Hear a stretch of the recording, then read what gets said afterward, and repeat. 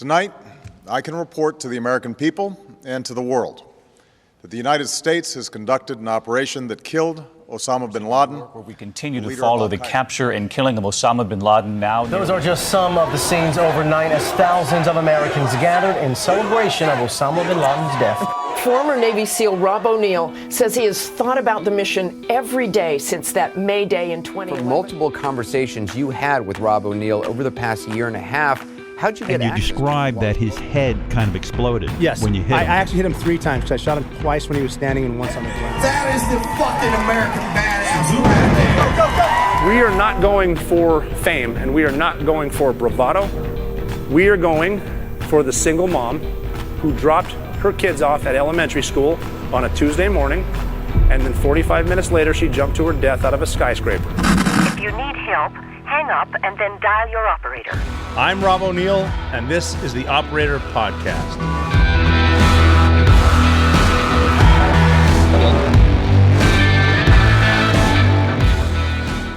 So, welcome back. It is Wednesday today. We went back to Hump Day because that's what we felt like doing, and by we I mean me.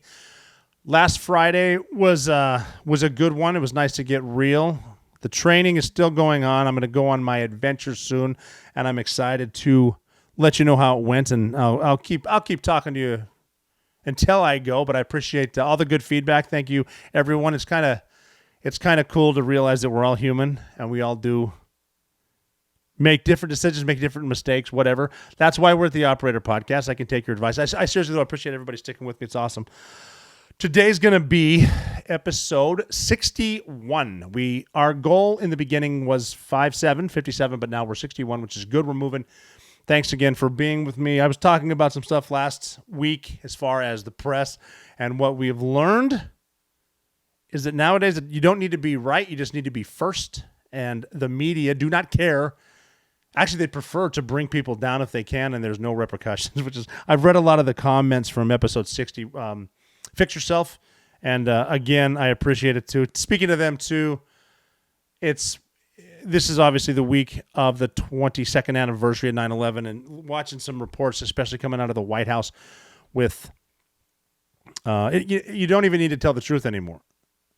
They were saying how President Biden wasn't at Ground Zero in New York because 22 years they stopped going to Pearl Harbor, which to me doesn't make a lot of sense. But they said that didn't matter. I think it was personally because he didn't want to see the reception or have to answer any hard questions. That's just me. And then they're able to say anything at all, and the media just goes ahead and does whatever they're told to say, and you can say basically no repercussions. You can say whatever. Kind of like there's Bidenomics, which is a nice way to say the Green New Deal is working well. I mean, who are you going to believe, me or your lying eyes? Like, be honest with yourself, and I'm not getting political at all. Is gas more expensive? Are things more expensive at the grocery store because of inflation? Are interest rates going up because the government's trying to fix inflation? You can see it's all happening around you, but they're going to say whatever they want all the time. There is no inflation. The world is warming up. It's going to kill us all. And they can do whatever because fear is big business, and they can tell you whatever they want. And before we get started, I am going to have a special guest today. We are teetering on the brink of an economic meltdown that's threatening to wash your savings and retirement away. Inflation, even though they won't admit it, has surged to levels unseen in 40 years, and it's probably going to go up. Prices are spiraling out of control. Our money buys less and less, and Americans are incurring more debt just to stay afloat. That sucks. You got to use your credit card for necessities. Your budget, your expenses, you budget them carefully, but each trip to the grocery store feels like a wallet-pinching experience. Gasoline prices are spiking. Your monthly bills, because of that, the fuel, it all goes up. This is what inflation does. It's a silent evil force that eats away at your wallet and your purchasing power. Basic necessities are now unattainable luxuries, and when prices spiral out of control, they not only disrupt your ability to live day to day, they jeopardize your savings and retirement. Know this, your living expenses rise higher than the income that your retirement savings can generate. If they do, you will eventually, what do you think, run out of money. Don't let this happen. Protect your retirement with gold. Gold is the smartest and most responsible investment you can make for you and your family. It's a safe haven asset that protects your purchasing power and your wallet from the inflation that apparently doesn't exist. Take it from me. It's just financially smart for all of us to diversify our retirement accounts with gold and protect what we've worked so hard for. When it comes to protecting your IRA or 401k, I would trust the best. My friends at Allegiance Gold. Allegiance Gold has earned the highest trust ratings in the precious metal industry and builds a relationship based on integrity, expertise, and impeccable service. Get up to $5,000 in free silver on a qualifying purchase when you visit protectwiththeoperator.com, or you can give them a call at 844-790-9191. Don't wait. Protectwiththeoperator.com. Take control of your retirement today. Go to that website or call them, 844-790-9191, and speak with one of their experts. They'll answer all of your questions and help you get started on a path to a more secure and prosperous retirement. Time is of the essence. Protect your future with Allegiance Gold. Visit protectwiththeoperator.com. But it's just smart to stay prepared.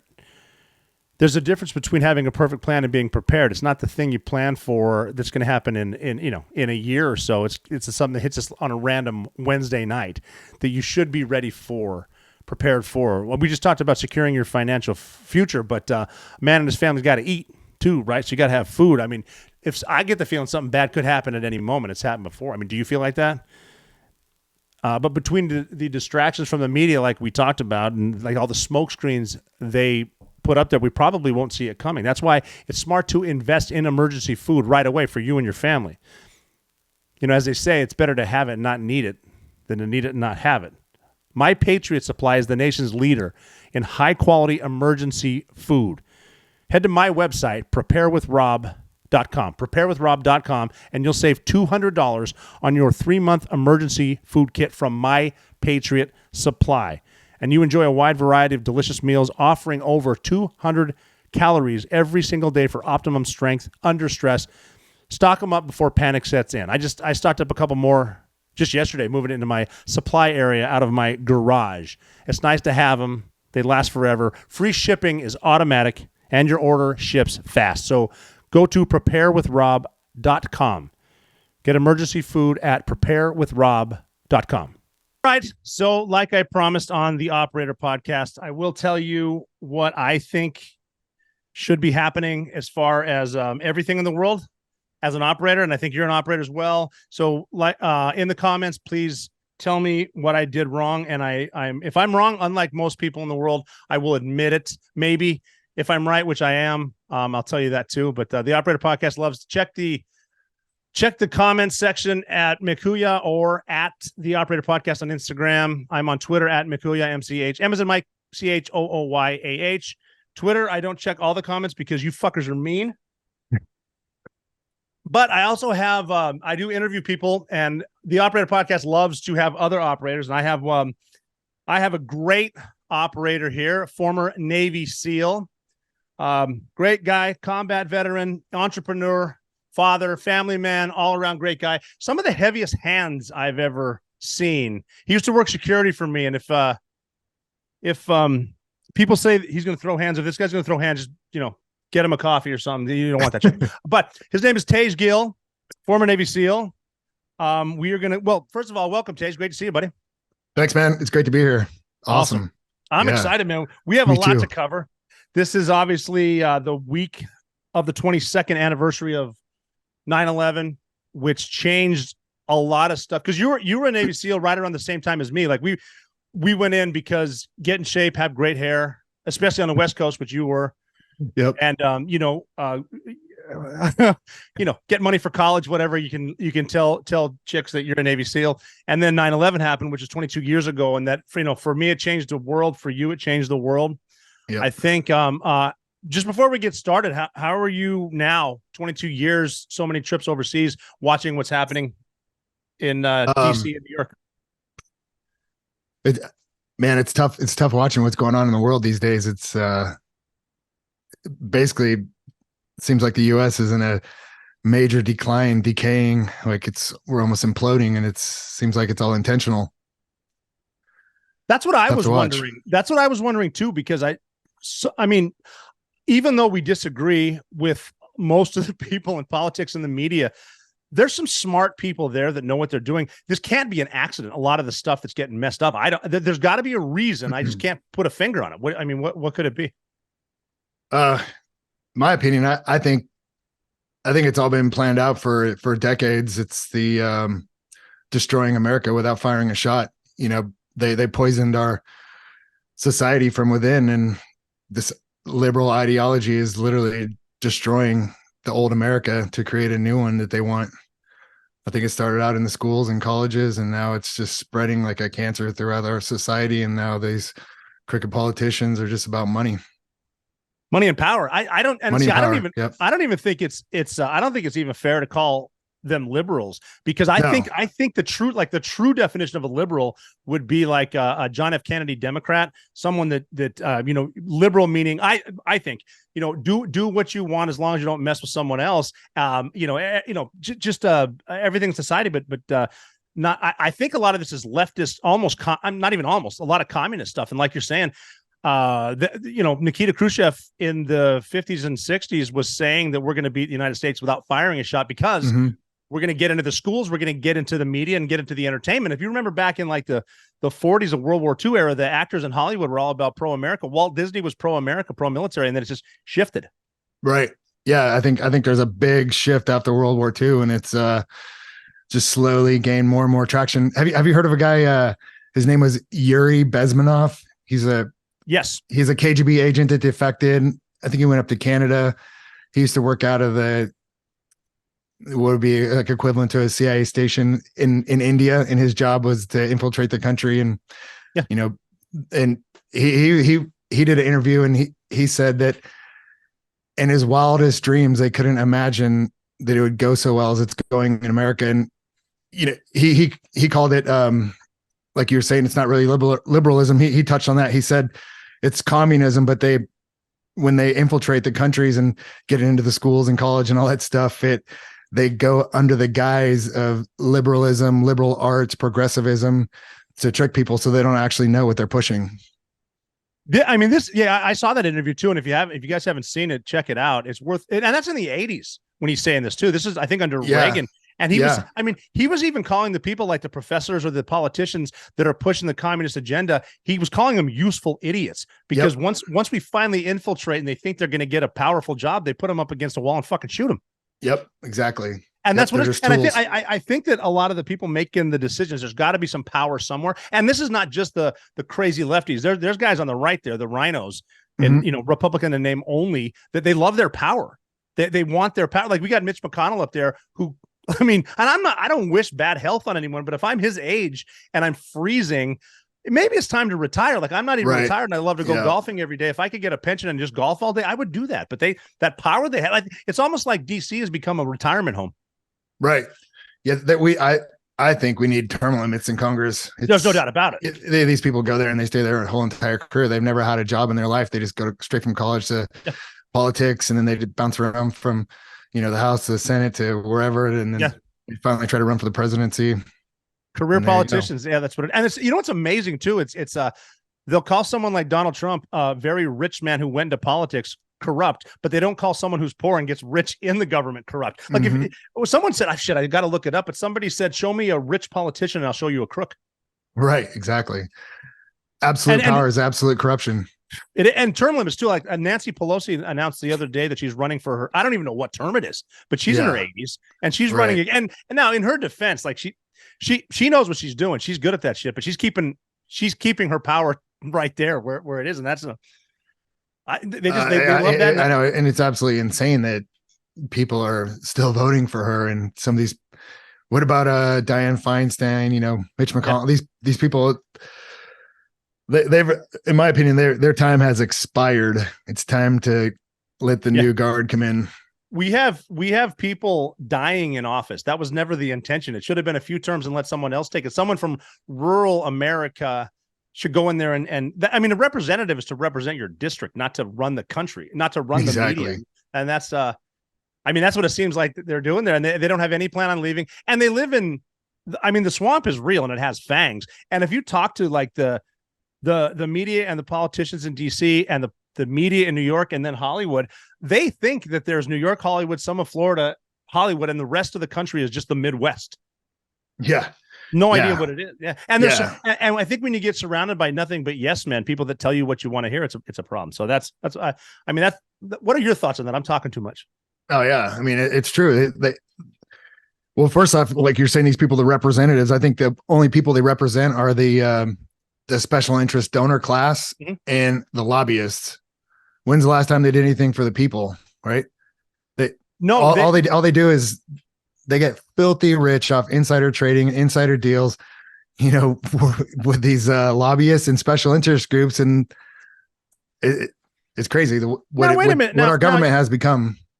So you're telling me that Paul Pelosi is not a better picker of stocks than Warren Buffett? He's getting insiders because Paulie P's been crushing it forever. Yeah. So that's what the optics tell us. It's it's hard not to get frustrated. And I know that and I think personally, in my humble experience, as far as the military, when you and I were in, as far as all this all of these different categories of where we're supposed to be on certain, what I found in the military is a lot of that doesn't exist. I didn't care if any of my guys were gay. I worked with minorities. Exactly. I worked with white guys. I knew damn well some of my guys were gay. Don't give a shit. And it seemed like nobody cared where you were from or what you looked like. The way that I heard it put to me was, as long as you can carry me out with all my gear when I get shot, I don't give a fuck what you do behind closed doors. And that's what it was for me anyway. Yeah. Yeah. I remember growing up and people would tell me, don't judge a book by its cover. Remember that? Mm-hmm. Now, if you do that, you're wrong. Now you have to judge a book by its cover or you're a bad guy. You're not even allowed to say what's behind the cover. I mean, we've got a Supreme Court justice who couldn't define a woman. Yeah. It's crazy. Doesn't make any sense to me. Yeah. I don't know her, but okay. That's where we're at. So before we go off, and I've known you for a long, long time. Before we get off on our conspiracy theory tactics, tangent. So let's go back to the beginning because where'd you grow up? I grew up in Southern California, like Los Alamitos, Seal Beach area.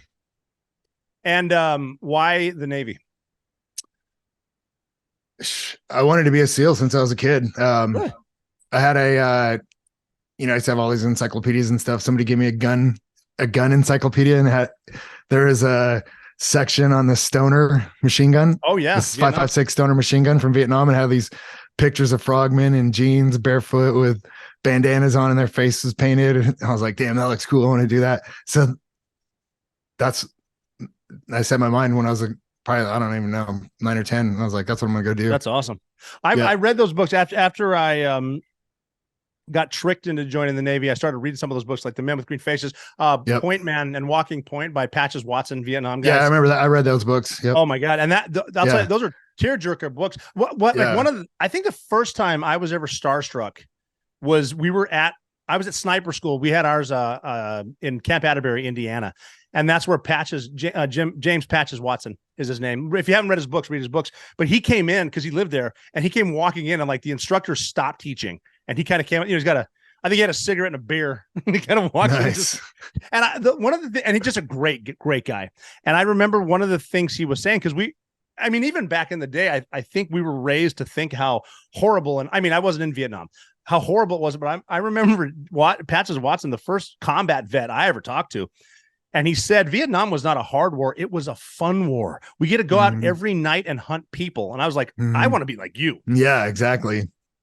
And that was before 9/11. So I'm like, well, we'll never get that. But yep. Yeah. Those Vietnam guys. Vietnam guys were epic back then. Those guys are legends. Legends. Still are. They're the best. Yeah. Still are. Men with green faces. So Dick Marcinko. Dick Marcinko. Yeah. I read all his books before I went into. Yeah, I think it might have been him and Patches that they skipped one of the swims at SEAL Team 2 back when Rudy Bosch was the Master Chief. Mm-hmm. And one of the things you do, I guess, on the East Coast, I don't know if you guys do this out there, because you were SEAL Team 1, correct? SEAL Team 5. Just the 5, sorry. Skipping PT, you can't do it. But one of the things on the East Coast was, if you get out of it and no one notices, you got to go to Waffle Town, because it's like a thing, but don't tell anyone. But Master Chief Bosch was there, and he's hardcore. Like, he was a guy, a good military man, gets a haircut once a week, whether he needs it or not. But I think it was Patches Watson and Marcinko, who was like, I think a JG at the time. They're driving back after Eaton, and there was a competition on the local radio station, like WNOR. And they asked a question, and they knew it, and they called in and answered. But Master Chief Bosch was in his office listening, and he heard those two jackasses. So, what year was this? No, oh shit, that must have been that like was in the 70s. Like 1965. Okay, cool. Because Master Chief, he was a Master Chief at Team 2 for 27 years. The Master Chief. Damn, that's crazy. But anyway, That's you know, amazing. if you're playing hooky or going AWOL or whatever we call it, UA, you don't get on the radio after sucking down pancakes. That's hilarious. I love it. So did you join right after high school? No, I went to junior college for 2 years, and then I was like, okay, I'm done with this. So went through that dive fair program.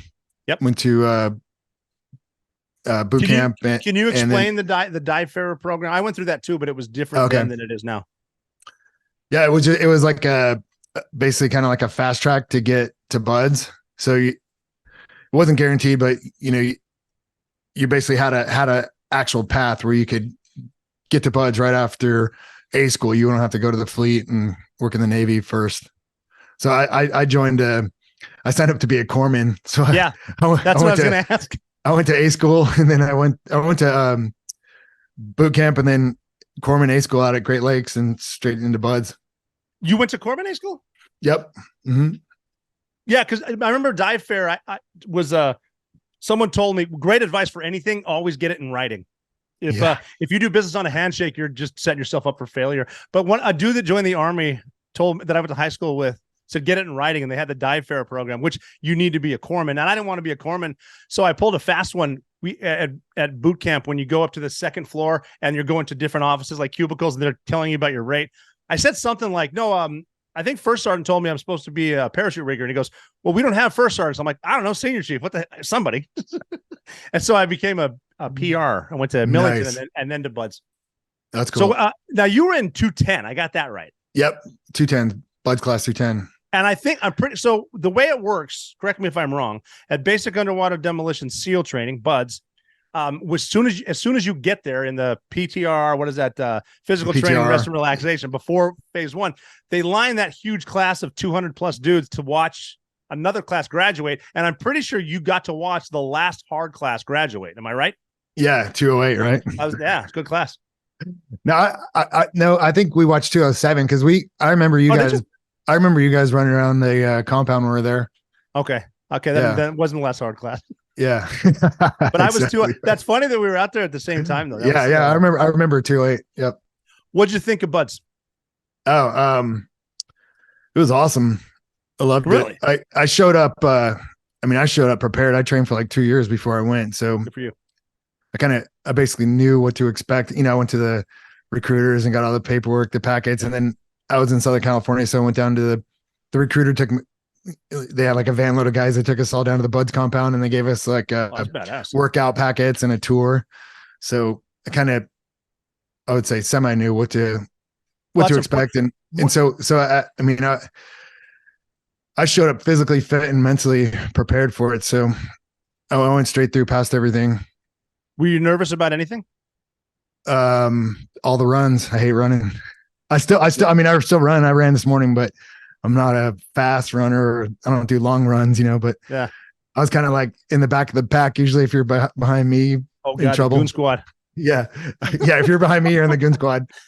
Yeah. The goons. Explain the goon squad for people who don't know.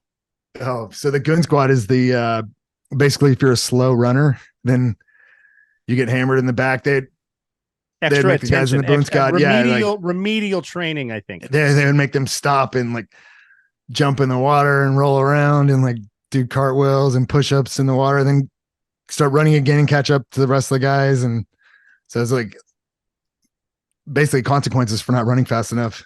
Right. Yeah. I was never in the goon squad, but I was afraid of the swims. I learned how to swim after I joined the Navy, and I wasn't the best. I could run. I grew up at 5,000 feet and I hiked in the mountains. The running was good, but the swimming kind of got me. But like anything, but so you weren't, growing up in the ocean, did you have any, there's no fear of sharks, right? No, I did. I was usually like 2, 3, or 4 in all the swims. Cool. I finished in the top 4 of all the swims. In the runs, I was in the very back. I was right ahead of the goon squad in the back. You're like the goon squad marker, which isn't bad because you're not going to be in it. That's because a lot of guys that I know, they said it's in the back of your mind with the shark thing. But if you're in the ocean and you get familiar, as far as I know, sharks they're not going to bother you. Because I mean that's a great white superhighway and they don't bother. Oh you. yeah. I mean, I remember like doing our combat swimmer courses at the team. We'd have diving in and out of Point Loma and diving in the sub pens and stuff. And it's pitch black and there's seals everywhere. Not Navy SEALs, but the animal seals. Yeah. So a seal swims up and like bounces into you and you're like, holy shit, what was that? The sea lions are smart as shit too. They're like puppies, and I think they do that on purpose, knowing they can scare us. I've seen it. Yeah. But I don't give a shit what you see when you're underwater on like a dragger dive. Everything's a great white shark. I don't care what it is.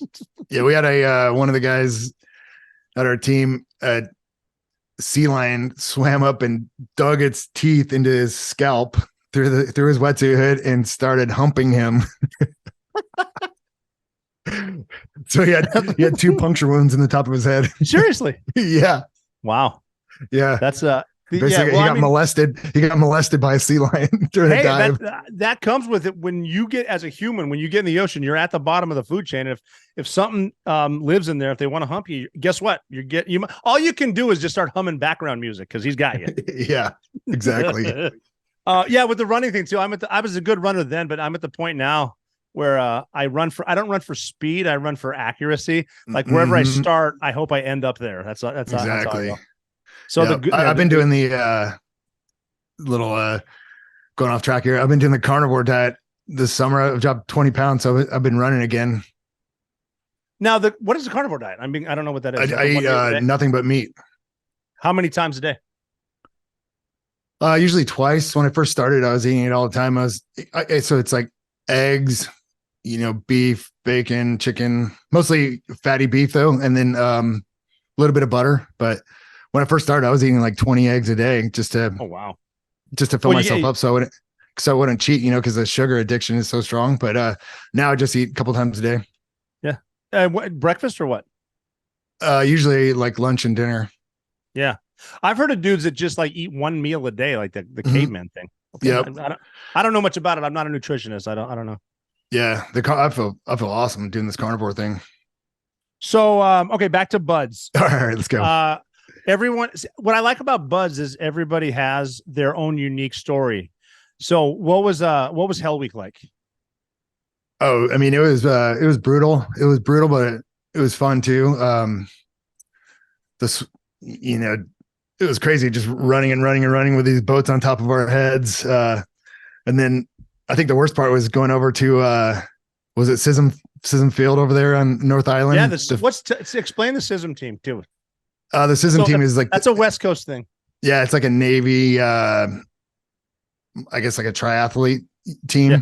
So it's, you're basically like a professional athlete in the Navy, but they had a field over there on North Island or on, not NAB. North Island NAB. Yep. And we'd go over there a couple times a day or in the middle of the night and we'd have to set up our boats. And I remember it would seem like hours. We'd do like, on your bellies, on your back, on your feet, on your bellies, on your back, on your feet, on your bellies, on your back, on your feet. And you're just like bouncing around from your stomach to your back and standing up, then doing push-ups. And it seemed like hours and hours and hours.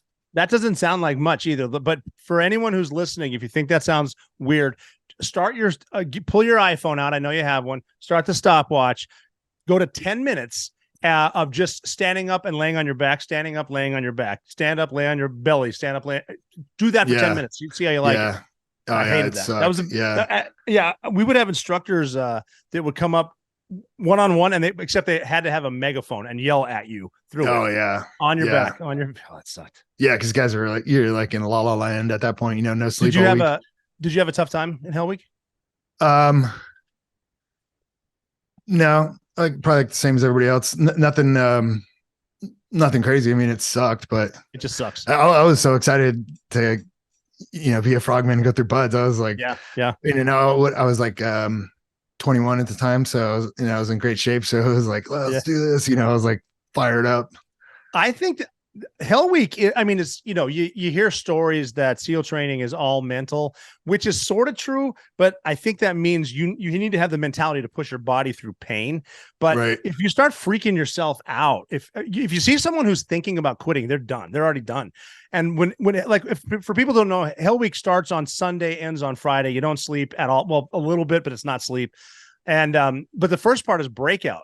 And that's that's in the movies where it's dark out, but the instructors got M60s or shooting stuff, grenade simulators, and this is cool, and it kind of sunk in for me. Like Hell Week is starting, this is so awesome. But I remember sitting there right before Hell Week started, we're in those tents, and I had a guy say, "Man, I'm scared right now." I'm like, "Why? This is going to be fun. The rest of it's going to suck." He quit 3 minutes into breakout because he talked himself out, like literally talked because he's afraid. It's like, dude, look how many guys are here. What are you afraid of? Yeah. I remember the mentality. Yeah. The breakout was awesome. We were in there laying on your racks just waiting, and then they start throwing grenade simulators. And then the instructors are walking around with M60 machine guns with blanks. And we're just, it's like chaos just running around. They got fire hoses out there. And then, and they're doing it on purpose. It's supposed to be chaos because they're telling you that you got to keep a head count. Boat crew leaders keep a head count, but they're splitting you up on purpose. They know it's going to be chaotic. And, if you can just realize, look, these are instructors, are normal dudes too. Just go with it. You're not going to get anything right. Yeah, and then going to towards the end of the week, going down to the demo pits. Oh shit, that was brutal. Because we're just completely exhausted at that point. You have to crawl around under the barbed wire and like smoke and grenade simulators and machine guns going off. At that point, I think everybody was just physically crushed and on mentally. Friday, yeah, and that god awful. Sewage plant they have the ropes in. I mean look, that's not healthy. There's something in there. Do they still do that? Is that closed down? I think they do it. I don't know. Last time I was down there was like 5 years ago. So I did. Last time I was down there, they had the that whole place is going politically correct too. Are they really? Well, yeah, the high wall, they lowered it. They lowered the high wall by 12 inches, and then they put rubber matting on the top so you don't get splinters when you go over it. What? And the dirty name, they lowered it and they put them closer together, the logs. And you know what they should do to save money? They should make SEAL training just an online course. I know, right? Yeah. Promise me you did. Did you go outside and roll in the mud? Okay, just check the box. Yeah. And then the slide for life. Under the slides, there's now like a safety net, like at the the circus safety nets. So if you fall, because remember before, if you fell off the slide for life, you break your leg or at least it hurt bad. I have a good friend of mine that fell off it and broke his neck in first phase. I mean that's incentive to hang on to the damn thing. Yeah, and then on the first level of the slide for life, there's like a trainer level. So before you have to like figure out how to get up on each level. So now so now to get on the first level, there's like a half level. So it's almost like a stair to go up. Maybe if we ask nicely, the next time we fight terrorists, we can ask them to just shoot rubber bullets or simulation. Exactly. I know. Make it easier. Yeah. Yes. Yeah. Well, you do realize right now that, we do sound like the old grumpy guys. That's okay. Yeah, it's true. We're laughing about it. Back in my day. I mean, what about the Vietnam team guys that would come visit us when we're in buds, and they're like, "Oh yeah, this is so easy." Like when we're going through buds, they used to beat us up and punch us.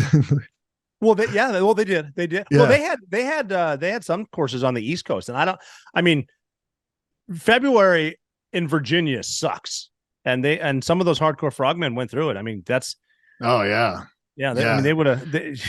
I remember in the middle of the night, some of our instructors would come in. They'd come back from Danny's or McPee's, the bars in Coronado, and they'd be hammered and they get out of your beds. And we'd be out there like all night, just they can barely stand up. They're just shit house, and they're making us run to the surf zone and doing all kinds of crazy stuff all night. We're like, all right. We had a dude leading the grinder PT up. So you get the grinder, the outdoor concrete slab, and then like the stage where the instructor is. and it was the it was the day after Halloween. So this instructor's up there, nine-eyed, and he's covered in red paint because apparently he went to McPee's on Halloween dressed as the devil. And he just my God. he just came right to Bud's, and I guess the XO came. I was like, hey man, just shower up. We'll have someone else lead the pull-ups. That's awesome. But that's back, going through, not realizing. You think these instructors they're just like these professional instructors right out of these are team guys. Like they're just exactly. They're 26, 27. Like and studs. Yeah. It was an incredible experience. I loved it. It was awesome. it was probably the worst time of my life, but the best time of my life. I was and the friendships that you make there are just incredible. Yeah, definitely teach you how to be a man, and you learn about yourself, right? Mm-hmm. You start learning about limits and how far you can push yourself. You also learn about like the funny things that for me personally that stick with you in the SEAL teams. Like if you lose a piece of gear, all you got to do is ask who stole it, and then you'll find it. Like who the fuck stole? Oh, there it is. I found it. Yeah, exactly. And then my favorite one was the I got mine. Like, hey, I can't find my UDT vest. Well, I got mine. Yep. Oh yeah. It was an awesome culture and environment. The whole thing, SEAL Team Buds and all that stuff. It was crazy. What about so second phase? I didn't care. I mean, second phase is okay. I didn't care for that. I care. It was okay. It was really cool. I thought to learn how to dive and the physics. But just the down and back dives, whatever. I guess they're doing anything like I wish I had a cool story about second phase. Well, the 5.5 nautical mile swim sucked balls. Oh yeah. We had to do that 5.5 twice because we swam against the current like for hours and hours, and we weren't moving, and they finally were like get out of the water. I mean, we're in there. I don't remember how many hours, but I remember being like almost down to the demo pits and just swimming and looking at the beach, and we're in the exact same place. Like everybody was just kicking, and nobody's moving. This crazy current came, so they pulled us out, and then like 2-3 days later, we did it again. The exact same thing happened in my class. Oh, okay. And when because they said, the current's been going north to south for the past 10,000 years, but today we heard it shifted, so we're going to go to IB, and we swam, and that's horrifying. Like we tried to cheat because the it's a concave beach, so we'll just go straight line. So you end up a mile off the shore, and like the safety boats aren't there. You're just with your swim buddy. It's like what is, and but because we got to the O course, which is 100 yards from the finish line. Yep. And so we're like, cool, at least this is over after 6 hours. Mm-hmm. And then a couple of days later, they're like, we were going to do dive medicine, but put your pens down. We're doing the swim again. And that's the meanest thing, including getting shot at, that anyone's ever said to me. Yeah. That swim sucked. Just miserable. Miserable. Like, yeah. And then I didn't even like, we would all have like snacks and stuff hitting in our wetsuits because you're out there for hours and hours, just swimming, just kicking. So you don't even realize you're sweating too. There's nothing to drink. Yeah. Well, my swim buddy Monty, instead of his flare that was taped to his knife, he taped his king size Snickers bar, and we're in our inspection. So the way it works, like just for people who don't know, you're in an inspection line. You're facing your swim buddy, and they walk up. They search everything, and if you're like, even if your flare's upside down, you get beat. And I looked over and I saw a Snickers bar, and I'm like, Monty, Jesus, if they see that, we're both screwed. He goes, yeah, but if they don't, I'll split it with you. I'm like, done. Nice. Yeah, I remember we went through dive phase in December, so pretty cold nights. It's once in a while we'd sneak a wetsuit top on underneath our wetsuits to double up. One of the guys got caught. Oh my God, they hammered him for hours, like all night. Yeah. Well, because we were only wearing the tops with the hood. Yeah. And you snap it underneath your nuts. Oh. Yep. Yeah, but we like a tank top. We were like a neoprene tank top underneath your top, just cheater top. Just for a little bit extra warmth. And one of the guys got busted, so we're like, we probably shouldn't do that anymore. Did they beat everybody?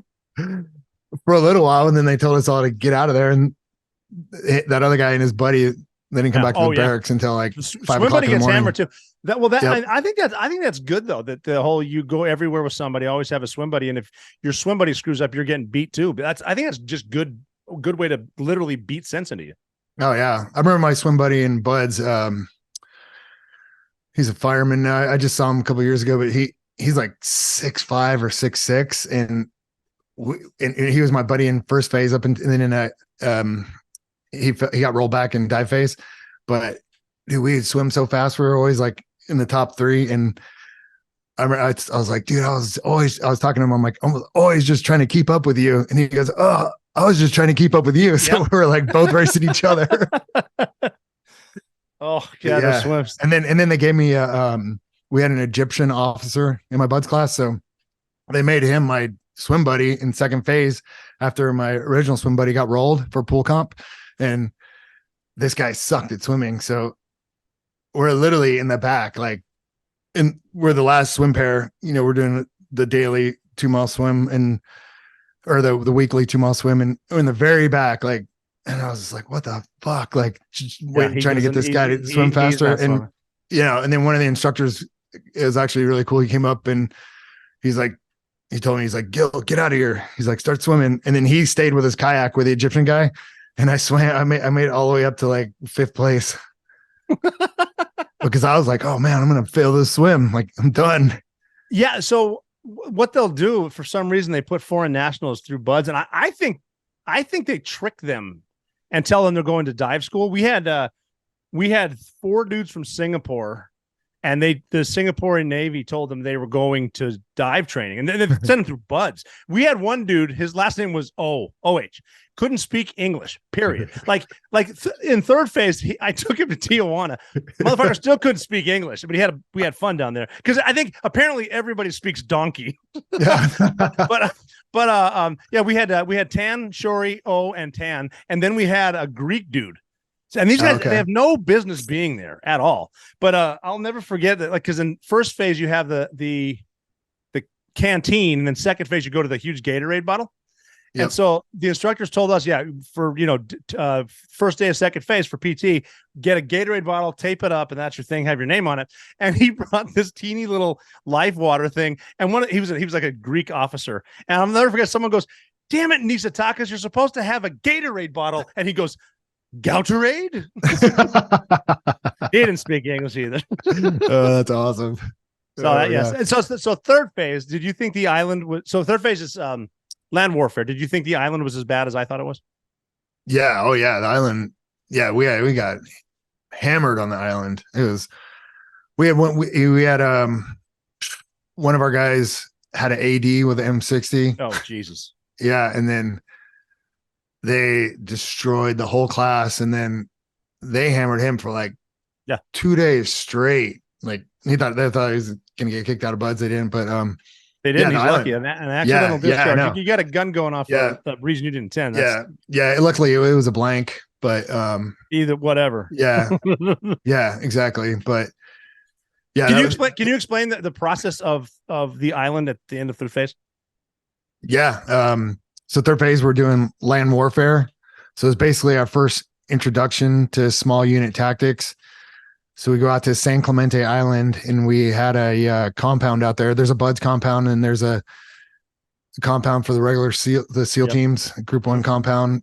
And we would go out there, and we start, we learned about marksmanship, and we started doing some shooting first in San Diego, MP5s and stuff. Little introduction, then went out to the island, and we started doing small unit tactics, immediate action drills, patrolling, all that stuff. So we started learning about land warfare and small unit tactics. And then on the south end of the island is a bombing range, and we would go down there and do like not full mission, just training missions. So they would set up targets. We have to sneak down there, and sometimes we'd swim in, sometimes we'd walk in, and the whole south end of the island is covered in cactus. So you always come back. Those things are horrible. Filled full of cactus. But yeah, it was fun. We go down there and do L-shaped ambushes and target assaults and all kinds of stuff. And that was my first introduction to the M60. And I was like, man, I love this gun. This is incredible. Big, man. Yeah. So it's just lots of small unit tactics and firearms training on the island. And then also more swimming, and was it the boogeyman swim, where they would actually put chum on us, and we swam. Oh no, they didn't really. Yeah, we swam around this little tiny not an island, it's like a little rock pile. We have to swim around there in the middle of the night, and they're like, "Oh, the sharks are going to get you." Well, I mean, okay. I mean, it was fun. I'm the first to admit that we're not on the menu, but also if a shark bites you, you screwed up. Like you got in between him and some food, or it was murky and he couldn't see you, or it just rained and it's murky. But like, don't swim where someone's fishing, and don't swim with chum on yourself. Like, exactly. That's just dangerous. Yeah. Great story though. But yeah, the island was it was fun. It was crazy. It was cool.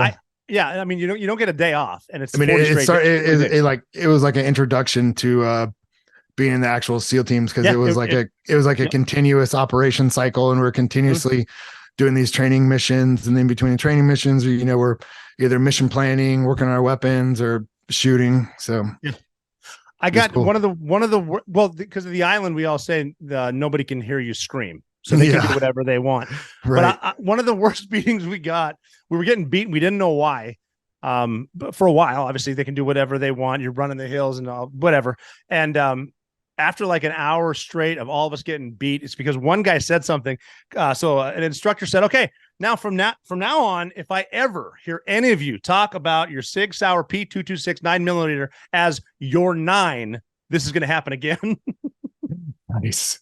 So one more thing on the island I forgot. We did the 15-mile run out there. Yes. Oh, that was brutal, because by that point, you're worn out physically. You're beat down. That's like month 7, right? Because PTR is month 1, so you're month 7 of just continuously doing this training. So you're physically worn out, and that was brutal. I thought that was really brutal, the 15-mile run, because like I told you, I'm not a big runner, so I remember that sucked. Did we run that in boots, or did they let us run it in shoes? Boots. Okay. Oh, that sucks. God, Bates. It's horrible. I mean, the Bates lights. The Bates were. They're like semi running shoes, boots. Bates were nice. I like those. They're not. I mean, they're not good for climbing and shit, but running, they're good. Yep. Okay, so crazy. On the island, they told us, because we I don't know if you did this, but we filled out a dream sheet, which means because the SEAL teams are divided, obviously the odd numbers in Coronado, even numbers in Virginia, and you fill out your top 3 teams. And what the advice I got was, put down the coast you want. So if you want to go to SEAL Team 4, put 4, 2, and 8. That's when we had 3 on each side. If you want to go to the West Coast, put 1, 3, and 5. No matter what, do not put SDV anywhere, because you're going there for sure. Did you guys do that like that? Yeah. So I put down, I think I put down I split it up. So I put down 5 and then 8 and 4, because the instructors we had on the island, the teams are from, so some of them were Team 5. They're like, "Oh yeah, that's cool." And then a couple of the guys were from Team 8, and they said it was badass over there. So I put down 5, 8, 4, and remember, I was a corpsman, so I was supposed to go to 18 Delta, right? Yes, and I was going to ask you about that. I somehow got out of it. You team guide your way out of it. Yeah. So on the island, like I said, I had the introduction to the M60, and I was like, man, this gun is amazing. Like, I want to be a 60 gunner out. Yes. Forget about the medical stuff. So one of the instructors, I went and talked to him. I was like, "Hey, I want to be a 60 gunner, blah, blah, blah. I don't want to go to corpsman school." And they said I was like the first guy to do that in like a decade. They canceled my orders to 18 Delta and sent me to SEAL Team 5. That's awesome. But guess when I first checked into SEAL Team 5, I didn't go there SDT. I worked in medical for like 2 months. So well, yeah, because you're still a corpsman. yeah. And see, it's like the radio. You never really get rid of it, No. But I mean, that's good skills to know. I mean, it was always I mean, we had some I mean, guys that went through 18 Delta were good, but we had some team guys that just sort of didn't give a shit about, but they were corpsmen. I had one of our my 4th platoon, a dude that was in our 4th platoon together, senior guys, and one of the new SEALs came up to him and goes, "Hey man, I think I'm having a heart palpitation." And he kind of looked at him and goes, "Shit's still beating, ain't it? You're fine." Exactly. Take some Motrin. Yeah, take some Motrin, rub some dirt on your face. You'll get back in the surf zone. Get back in the fiery water. Yeah, open up a can of man. Right? Yeah. So now they do SEAL qualification training, which I hated at first, because they go through BUDS, SQT, then you get to try it, and then you go to the team, which actually makes more sense, I think, because you get better training. But what was this? So SEAL tactical training, I went through that too, but we had to split up East Coast, West Coast. What was West Coast STT like? It was good. So we had every team had their own STT back then. Every and team it was did. all Wow. completely different, you know, because every team had their own personalities, AOs, like it wasn't standardized like it is now. So, like SEAL Team 1's STT was different than ours, and SEAL Team 3's was different than ours. So it was cool. I think we started out with doing, like I said, I had to work in medical for like a month or two, something like that. And then we started out with like land nav, and, you know, we just did land nav and buds. So we're like, oh man, more of this. So it was land nav, lots of land nav. Then we went into land warfare. We went out to Nyland, California, did our first land warfare workup, and that was pretty cool. It was awesome. It's just, they ran it exactly like a SEAL platoon land warfare workup. So we had like TF-160 helicopters out there, like all like millions of rounds, and you know, all the rockets, explosives, everything. It was cool. That was an eye opener for me. I was like, oh, this is awesome. And then CQB, and then the guys that ran the assault cell back then, they were all old school dev group guys. So we had like a really good CQB package. Yeah, I'm sure. It was awesome. It was awesome. And then, you know, a little bit of diving and comms and all the normal stuff. And then we had our board at the end. You know, you got to go in the conference room, and all the chiefs and master chiefs are in there, and, you know, they would just grill you for hours. It was awesome. It was fun. And then we went out to I think there was only like 6 or 8 of us that went through. So at the end, then we all went out to the beach, and the whole command, and we took our shirts off, and everybody lined up in a single file line, and they pounded our trident in our chest. And the next guy rips it out, pounds it in, rips it out, pounded in. Like every single person at the command pounded it in. But we were so excited to have it done. We're like, oh, at that awesome. point, yeah.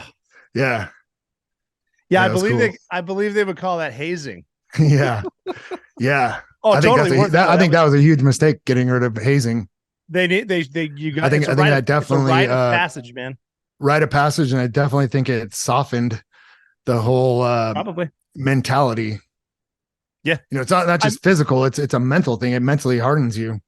Well, I mean, it's something that you want. Like, it's gonna suck, but I want this. I don't want to. Yeah. Like when we had the first SQT class when I was at SEAL Team 4. They checked in with their tridents. We made them take their tridents off, and we put them in a bird cage. And like, you do not get these until our platoon chief says you get them. That's how it works. And I think it's probably softened up since then, but maybe it hasn't. I mean, I know there's still studs going through it. I just think a lot of the senior leadership have, you know, I think a lot of them have turned political, and political is a nice way to say a bunch of pussies. Yeah. Yeah. One of my buddies, he just retired after, I think 30 or 35 years. And he's like, I was talking to him. He's like, dude, he goes, you wouldn't even recognize it. He's like, it's completely unrecognizable. Seriously? It's nothing. He's like, the SEAL teams that you were in, there's nothing left of it. It's gone. What, like, you have any examples? I left I was at Team 6 for 8 years. So I left the conventional teams in 2004, 2003. Because when I was there, I was concerned about the way it was changing. What was some of it? Because someone that was in he was saying years, it's just like I guess politically correct. Like, you have to, like, you can't even talk to people a certain way, or you can like file a complaint and say, this guy is hurting my feelings the way he's talking to me. Even if you're a new guy, and older guys are. Wait, so SEALs can say that? Yeah.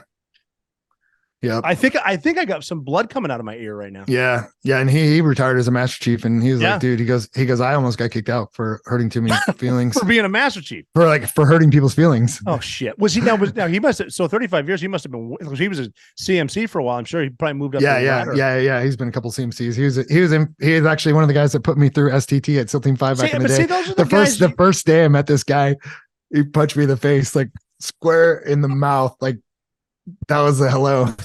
Yeah. But I punch him straight back, and he's like, well, fuck yeah. He's like, oh yeah, I like that. He goes, that was a test. He goes, you passed. I was like, all right, cool. Then after that, we're friends. Of course. That's a great way to meet. That's and that's what they should, that's the kind of guys that we need in there too. The senior enlisted guys are going to, and we had, I remember RTF, rough, tough fuckers. That's what we used to call it. Yeah. We had a dude, the first conversation he had with our command master chief was, he walked in, he goes, Master Chief, I have a question. He goes, what's that? Where's the barber shop? Roger that. Like, you met him right to the barber shop. And then there was like the way Team 2, I checked into Team 2 first. Like, you walk in the quarter deck, there's a hallway, and then you got training and all that shit. And you go out back to where like engineering is and all that shit, and the weight room. And I remember seeing, I don't know if it was Scott Neal, but it was some big frog man. He was walking to the to the weight room and he was drinking a gallon of milk. It's like, wow, I don't even know what to think about this play. I just got here. Like, I got to get out of these dress blues. And above the doorway in the gym, there's an old school like wooden Navy sign, and it said "Small Arms Repair Locker." Yes. That was right, dude. I used to love going to that gym. It was like old school, like Arnold Schwarzenegger gym. We used to just go in there and lift as heavy weights as we could. It had like a 500-pound club on the wall. It was just a bunch of meatheads. We were just going in there and like get jacked. It was awesome. I'll tell you what, man. Thinking back to living there, I was in obviously Virginia Beach, but being a young dude out of Bud SEAL team, like, go in PT, work, lunch, work, go out, boys, come back the next day, shoot, work, lift.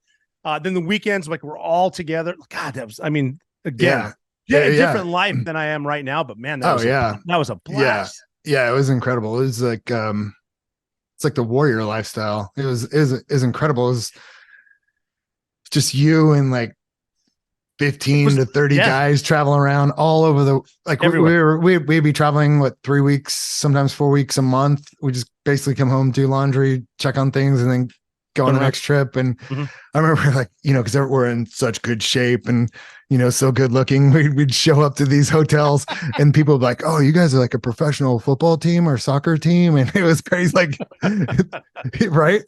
Yeah, seriously. Yeah. It was so much fun. It was crazy. Like, you can't even make it up.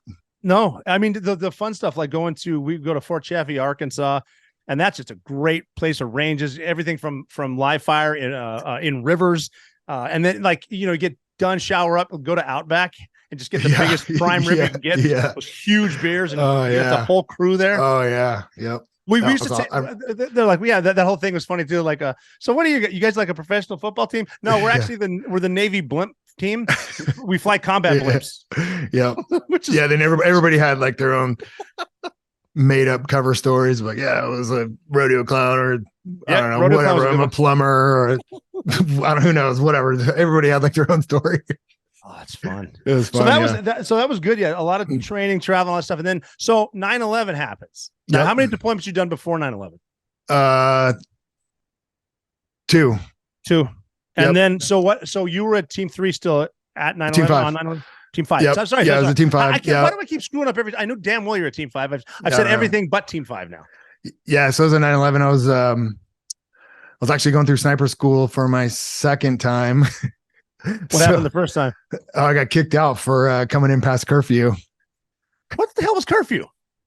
So the first time, we go up to Coalinga, California.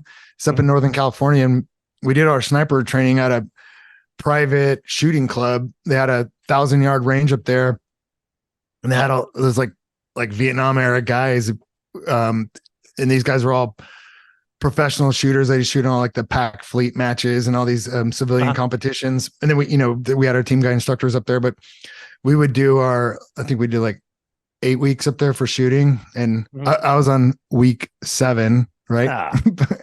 I passed all the guns. We're doing 50 cals and then went out drinking with the guys and came in past curfew. And one of the instructors came up. He's like, oh, where were you last night? I should have just said, oh, I could have said anything I wanted, but I was honest. I was like, oh yeah, I went out, blah, blah, blah. And he's like, oh, thanks for being honest with me, but you got to go back to your command. I was like, what? So anyways, but I go back again later. And then we're on the Strand. I think it was, the second time the whole structure of the course changed. They did stalking first and then shooting. So we finished up our stalking and then we're at the back on the Strand. And I remember we were out doing like a island run, like a 5-mile run around Coronado, something like that. You run through all the streets in the neighborhood, and that's cool. I come back in on the quarterdeck, and there's another team guy on the quarterdeck, and he's like, "Dude, you hear what happened?" And I was like, "What happened?" And they had the TV on the quarterdeck, and it was the Twin Towers burning. I was like, "Oh shit!" So then I got pulled out of sniper school again because they're like, "Hey, we got to deploy." So then we basically spent the next 2-3 weeks loading out, and we were supposed to fly straight through Afghanistan. Yeah, we got screwed. We end up getting on the ARG with the Marines, the amphibious ready group. Yep. So we left out of San Diego, went to Hawaii for a couple of days, and went all the way to the coast of Pakistan. And then we got stuck with a shipboarding mission because they said Osama bin Laden's son is going to make a run from Pakistan to Somalia and he's going to hide on a cargo ship. So we're like, okay. So we're like, okay, yeah. When do we get to go to Afghanistan? You know, when do we get to go? It's one of those things. So we never went to Afghanistan. We did shipboarding stuff, and then we did a real world hydro recon mission in Pakistan. Good call. Yeah, in Pakistan. So we did a hydro recon mission in Pakistan, and then back. What was okay? First, which ship did you ride over on? The Pearl Harbor. And what kind of ship was that? It wasn't the big one was the Bonhomme Richard, the big helicopter carrier. So we're on like one of this. I don't know what the ship is. There's like an LPD and LHA. It's like a smaller ship, and it's got a wet well on the back. But it was a brand new ship. That's got a suck going on. Oh, it's a brand new ship. That's not bad. It was brand new. So yeah, it was nice. It was brand new. So we rode that over, and then it was like us and our boat unit guys, and we just went out and boarded ships and didn't. Can you explain the hydro recon? I've done 2 of those for real, and obviously the training sucks worse. But were you Karachi? Where were you guys? I don't even remember, to be honest with you. I think it was somewhere in southern Pakistan, and the reason we did the hydro was because the Marines needed to land their tanks on the beach, and then they were going to drive them to an airfield and put them on aircraft and fly them in Afghanistan. So we did hydro for the Marines to land their tanks on the beach. So we had like a command element. It was two guys, and then 2 M60 gunners, so 4 guys total. The M60 gunners on the flank, they're up on the sand, and then 2 guys are OIC and the radio man were in the center beach. Yep. Then the rest of us, I don't remember, to be honest. It was like 2,000 yards off. And in training, you use these strings with a weight, and it's got knots tied in it. So you have to like count the knots, how deep it goes before it stops sinking. Then you have a little plastic slate on your wrist, and you write down the depths. And then so everybody swims in on line to the next, like every 50 yards. So we swim into the next line and we stop. In training, you're on hand circles, but at this time, we have our waterproof. Yeah. So we're all talking on comms, and we had these little electronic sonar things, handheld. Yeah, it's fathometer. Yeah, fathometer. Then we had like a little electronic PDA on our wrist, so it's like all digital. Oh, cool. So yeah, so we just ping, just did our yard lines, went all the way into the sand, and then how big was your chart that you made for the Marines? It was pretty big. I think it was like 2,000 yards of beach. Okay, good. Yeah, it was big. Yeah, it was pretty big. Now, see, normally, again, I don't know when this will happen again, because every day can bring something new, but going to an invasion with an ARG with the Marines, if you want to get into a fight, that's not a bad place to be, because they're going to go right into it.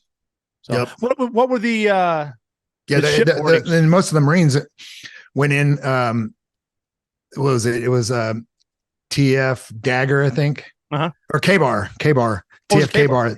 That was the Marine task unit. So they were like the main show. Yeah. And we're trying to get in there to augment them, since we're now attached to the ARG, and a Team 3 platoon got in there somehow and like sneaked us, like totally like cut in front of us, basically. One of the first rules of being a SEAL is buddy is only half a word. Exactly. It pays to be a winner. Right. So you do that. And then what were the shipboardings like? What kind of ships were you taking down? So we never even did a real world one. We did like training boardings, like 4 nights a week. We go out on the ribs in the Indian Ocean and board Navy ships, or those MPS ships, the military prepositioning ships. Yeah. And then it was so stupid. We never even did a real world boarding out there. So, but we were hooking and climbing like 2-3 nights a week. Yeah. And then we did a couple there too, but that was like 2-3 months. And then I think we're in like month 4 for the deployment. And I think at that time it's like obvious we're not going to get invited into Afghanistan, right? We're just sitting out there rotting. So they're like, hey, we're going to open up a base in northern Kenya so we can roll into Somalia. We're like, all right, let's go. So we flew off the ARG, packed up all our stuff, like packed up everything before, actually, first we had to go recon the area. So we did another. It wasn't a hydro recon, but it was a over the beach in northern Kenya, right next to the Somali border.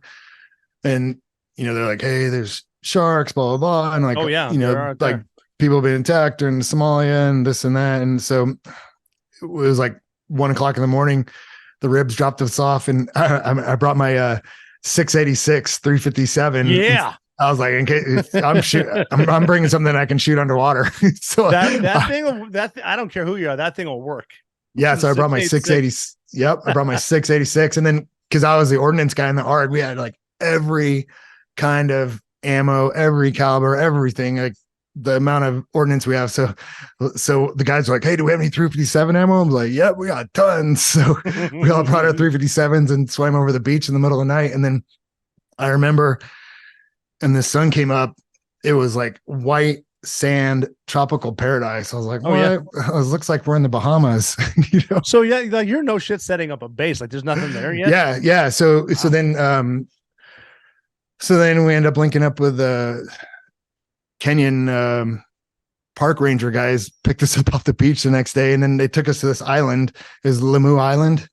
And that was it ended up being like they built up a big base there over the years, but we're the first ones there. And we spent the rest of the trip there sleeping in hammocks in the jungle, That's an odd place to be, like right. And then it took like the war. Yeah. And then it took like another deployment or two of guys building it up. And then they started actually doing missions out of there. But I didn't see any of that. It was just like admin and logistics we did there. So you got to be thinking, well, shit, I'm going to miss the war.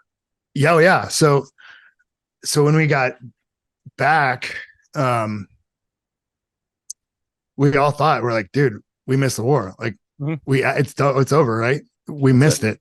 That's it. The war's over. I was like, this is stupid. So, we literally thought we missed the war. And little we know it'd go on for 20 years. Just taking a second here in between cool stories and reminiscing about the past, talking about the team room, the trips, the dives. I knew guys that used to do dives with a dragger, the rebreather, and they could dip tobacco, and they would either gut it. I don't know how they would do it, but guys would even dip on open circuit dives, which is crazy. I don't know how. I couldn't scuba dive and dip. I would throw one in after, but I couldn't. It's the same as to me, it would be like trying to light a cigar underwater. It just ain't gonna happen. But for different reasons, we would dip everywhere I went. But I've mentioned this before. I've probably heard a lot of guys talk about it. We used to dip tobacco, but I wanted to get away from it. But I love the ritual. I loved getting up in the morning early to, have a quick cup of coffee and a dip, because it made everything start to work, if you know what I mean. But I wanted to get away from the tobacco. And I've talked about Black Buffalo. I know a lot of people are talking about Black Buffalo. I love it. It's the same ritual. It's everything you love about dipping and nothing that you don't. And it's got a lot of great flavors. It's got long cut and pouches, both with and without pharmaceutical grade nicotine, but no tobacco. It's made from edible green leaves, food grade ingredients, stuff like that, like cabbage and whatnot. And I'm a big fan of the flavors: wintergreen, peach, mint, straight, even blood orange. It sells online, and it will deliver right to you at blackbuffalo.com. Check out blackbuffalo.com with promo code The Operator and save 15% on your first order. Also, it goes online. We go at blackbuffalo.com. You can also check out the store locator if you can go in and get it. We got it around the country. You can honor your rituals. Born in the Midwest, raised in the South. Blackbuffalo.com. 15% at checkout when you use code The Operator. Blackbuffalo.com. I didn't know it'd be there either. I thought we missed it too, because I was in Kosovo and then Germany, and then we flew back. I was like, well, shit, I guess we're done. Then so that was like so we invaded in March of 2003 Iraq. Yep. Now, were you on the invasion there? I was 2 weeks after the invasion. Okay, that's an intense time.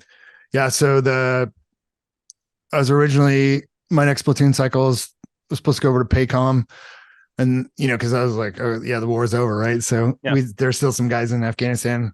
And they stood up a mobility detachment at SEAL Team 5, and that was the first time we had mobility on the West Coast, and since the Gulf War in 1991, when they had the Doom buggies, the DPVs. Yeah, now that was Team 3, right? Yeah, that was Team 3. Okay, yep. I finally got one right. Yeah, so that was Team 3. They had the DPVs, and traditionally Team 3 had always been the desert warfare team, Right. Right, Yep. and then Team 5 we're the cold weather guys. So North Korea type stuff. If the balloon goes up in North Korea, that was going to be our, that was going to be our show. And then SEAL Team 1, they were the jungle warfare guys. So now everybody does everything. Everything's standardized, but that was kind of the way it went back then. But so till SEAL Team 5, we stood up mobility. And then they sent us out to Rod Hall and all the driving schools. Yeah. Good school. So it was awesome. And then we all went to heavy weapon schools, went to mortar schools to the Army, and then we had to learn mounted tactics. So we started studying all the Army mounted tactics, and then we did all our immediate action drills mounted in our vehicles, shooting the heavy weapons and setting up mortars. I never would have thought that indirect fire and mounted immediate action drills in Humvees would have played such a big part for Navy SEALs, but that turned into like everything.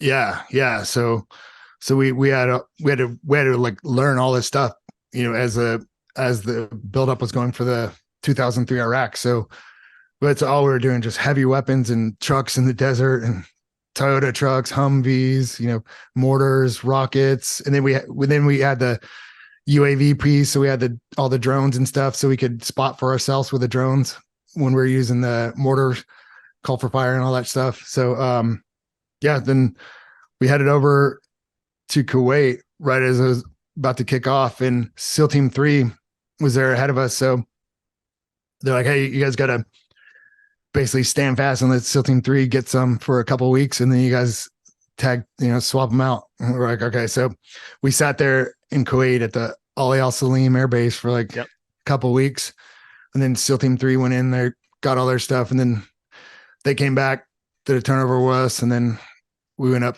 to Baghdad, started working. And so that's right after the invasion. So what kind of missions are you doing in Baghdad? Are you hunting Bath Party? Yep. So our main, from the siege of Sodaf, our main target was they'd call them the Saddam Fedayeen guys, or like like a terrorist group, a state sponsored terrorist group. So they were pretty serious too. Yeah. So we hunted these guys down, like Iranian border, Syrian border, up north, down south. We'd go get these guys, and then started slowing down a little bit. And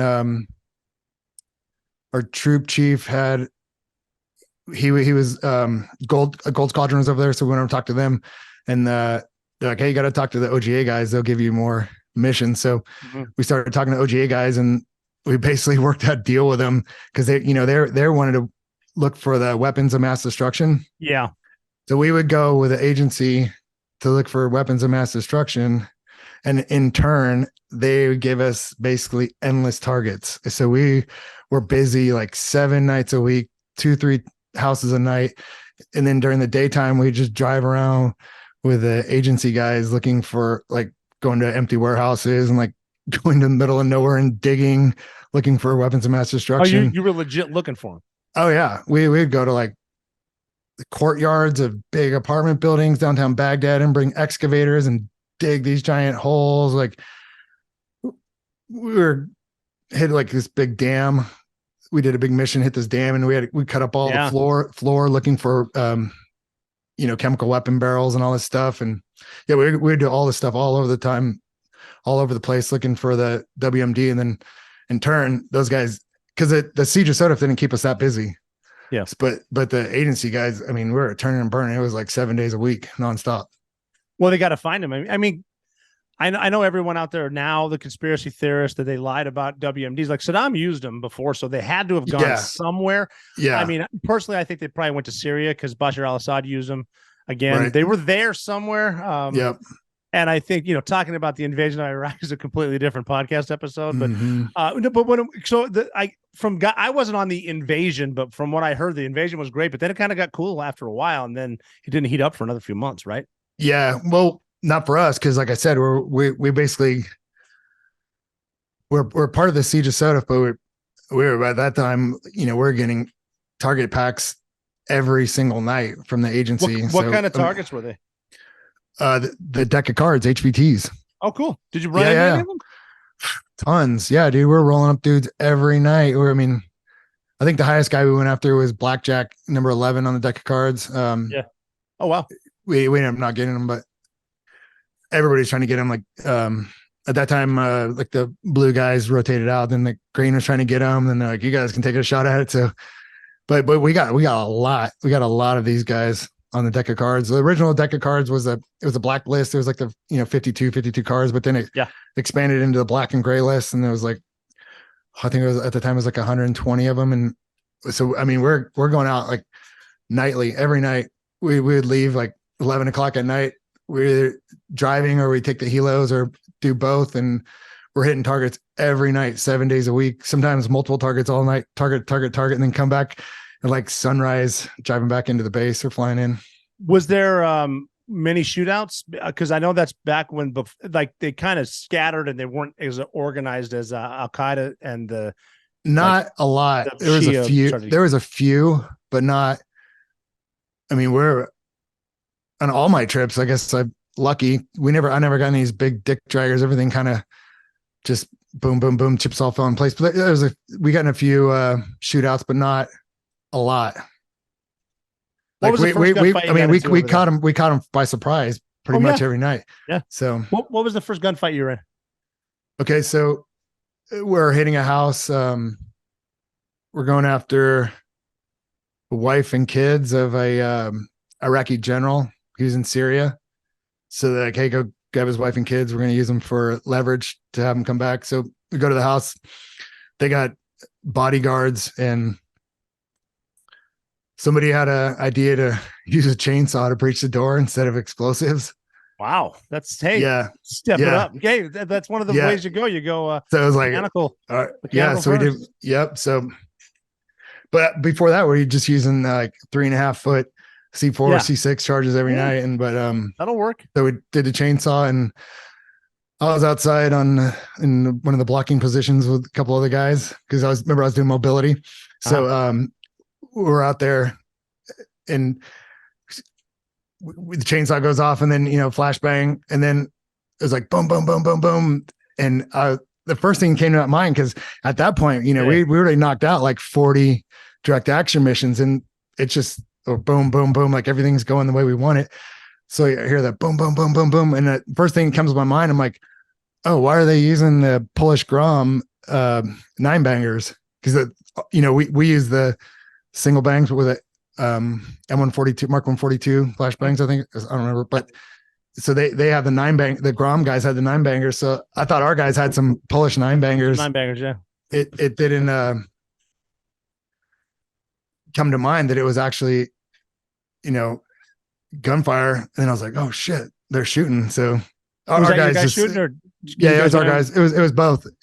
They're shooting as our guys are going through the door because the chainsaw gave them time to set up. Yeah, the chainsaw's not exactly quiet. I mean, granted, I would love to be the first kid on my block to get a chainsaw kill, but it wouldn't be my like if I'm using a chainsaw, I'm going through the wall, not the front door. So there was like two barricaded shooters. One guy was like, oh shit, behind a corner down the hall, not like full on barricaded, but one of the guys was like where the hallway turns. He was just with the AK pointed around the corner. Another guy was standing right in the kitchen. So our guys, mopped them up quick, and then that's good because I mean, if someone knows you're coming, or if you're pursuing them and they stop and wait for you, you're at a disadvantage. And I don't give a shit what you're wearing. If you're up close and someone's got an AK, that's a bad day if you get hit.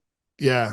So that was the first time that we had any resistance on a target, and I was like I said, it didn't even click at first. I thought it was a 9-banger. Then after that, I was like, okay, it's now it's getting real. So then there was like a couple others, but not like I said, nothing big. They're all, every time we had any kind of resistance, it was over quick, like within seconds. Yeah, that's good. That's the way you want it. That's why in training, in STT, SQT, in the workup, that's why you shoot so many times, because if you do something 10,000 times, you're going to be good at it when you need it. And muscle memory takes it before you even know it. And that's good to hear. Yeah. I remember one night we're driving out to the Syrian border. There's like, we probably had like 10 trucks, and most of the guys are going to fly out on the helos. So we drove out in the trucks, and I'm in the back of one of the trucks sleeping, it was freezing ass cold out in the desert that night. And I'm just like in the back, like shivering, sleeping. And the truck's all 4 tires lock up. It's like sliding sideways, and we're like, what the fuck? So we like grab our guns and we're like, what the fuck's going on? And then we're going over a bridge over this huge ravine. It's like a 200-300 foot tall. It's like one of those bridges you could base to jump off, you know. And the bridge is blown out. So the night before, F-18 dropped a fucking bomb on the bridge and blew. So we almost drove off it. Like we stopped like 20 feet before the bridge. Oh, so the driver saw it. So he's on knots. Yeah, no, the gunner saw it. We had a guy up top on the 50 cal, and I didn't even hear it because we all had our comms on, but I don't know if he kicked the driver or what, but we literally all 4 tires sliding sideways. So he skidded because all of a sudden we're going to go off the edge of this damn bridge. Holy yeah, shit. we literally. You would were think like that would be feet. something like you could deconflict with the Air Force or the Navy, whoever dropped the bomb on the bridge. If you're driving over the bridge, part of it ain't there. Like well, I don't want because they blew it out the night before, so it hadn't hit all the channels yet. Well, yeah. I mean, it's one of those things, I guess, too, where you don't need a parachute to base jump, but you do need a parachute to base jump more than once. Yeah. So we just backtracking and we found a road and we drove down through the ravine and drove up the other side.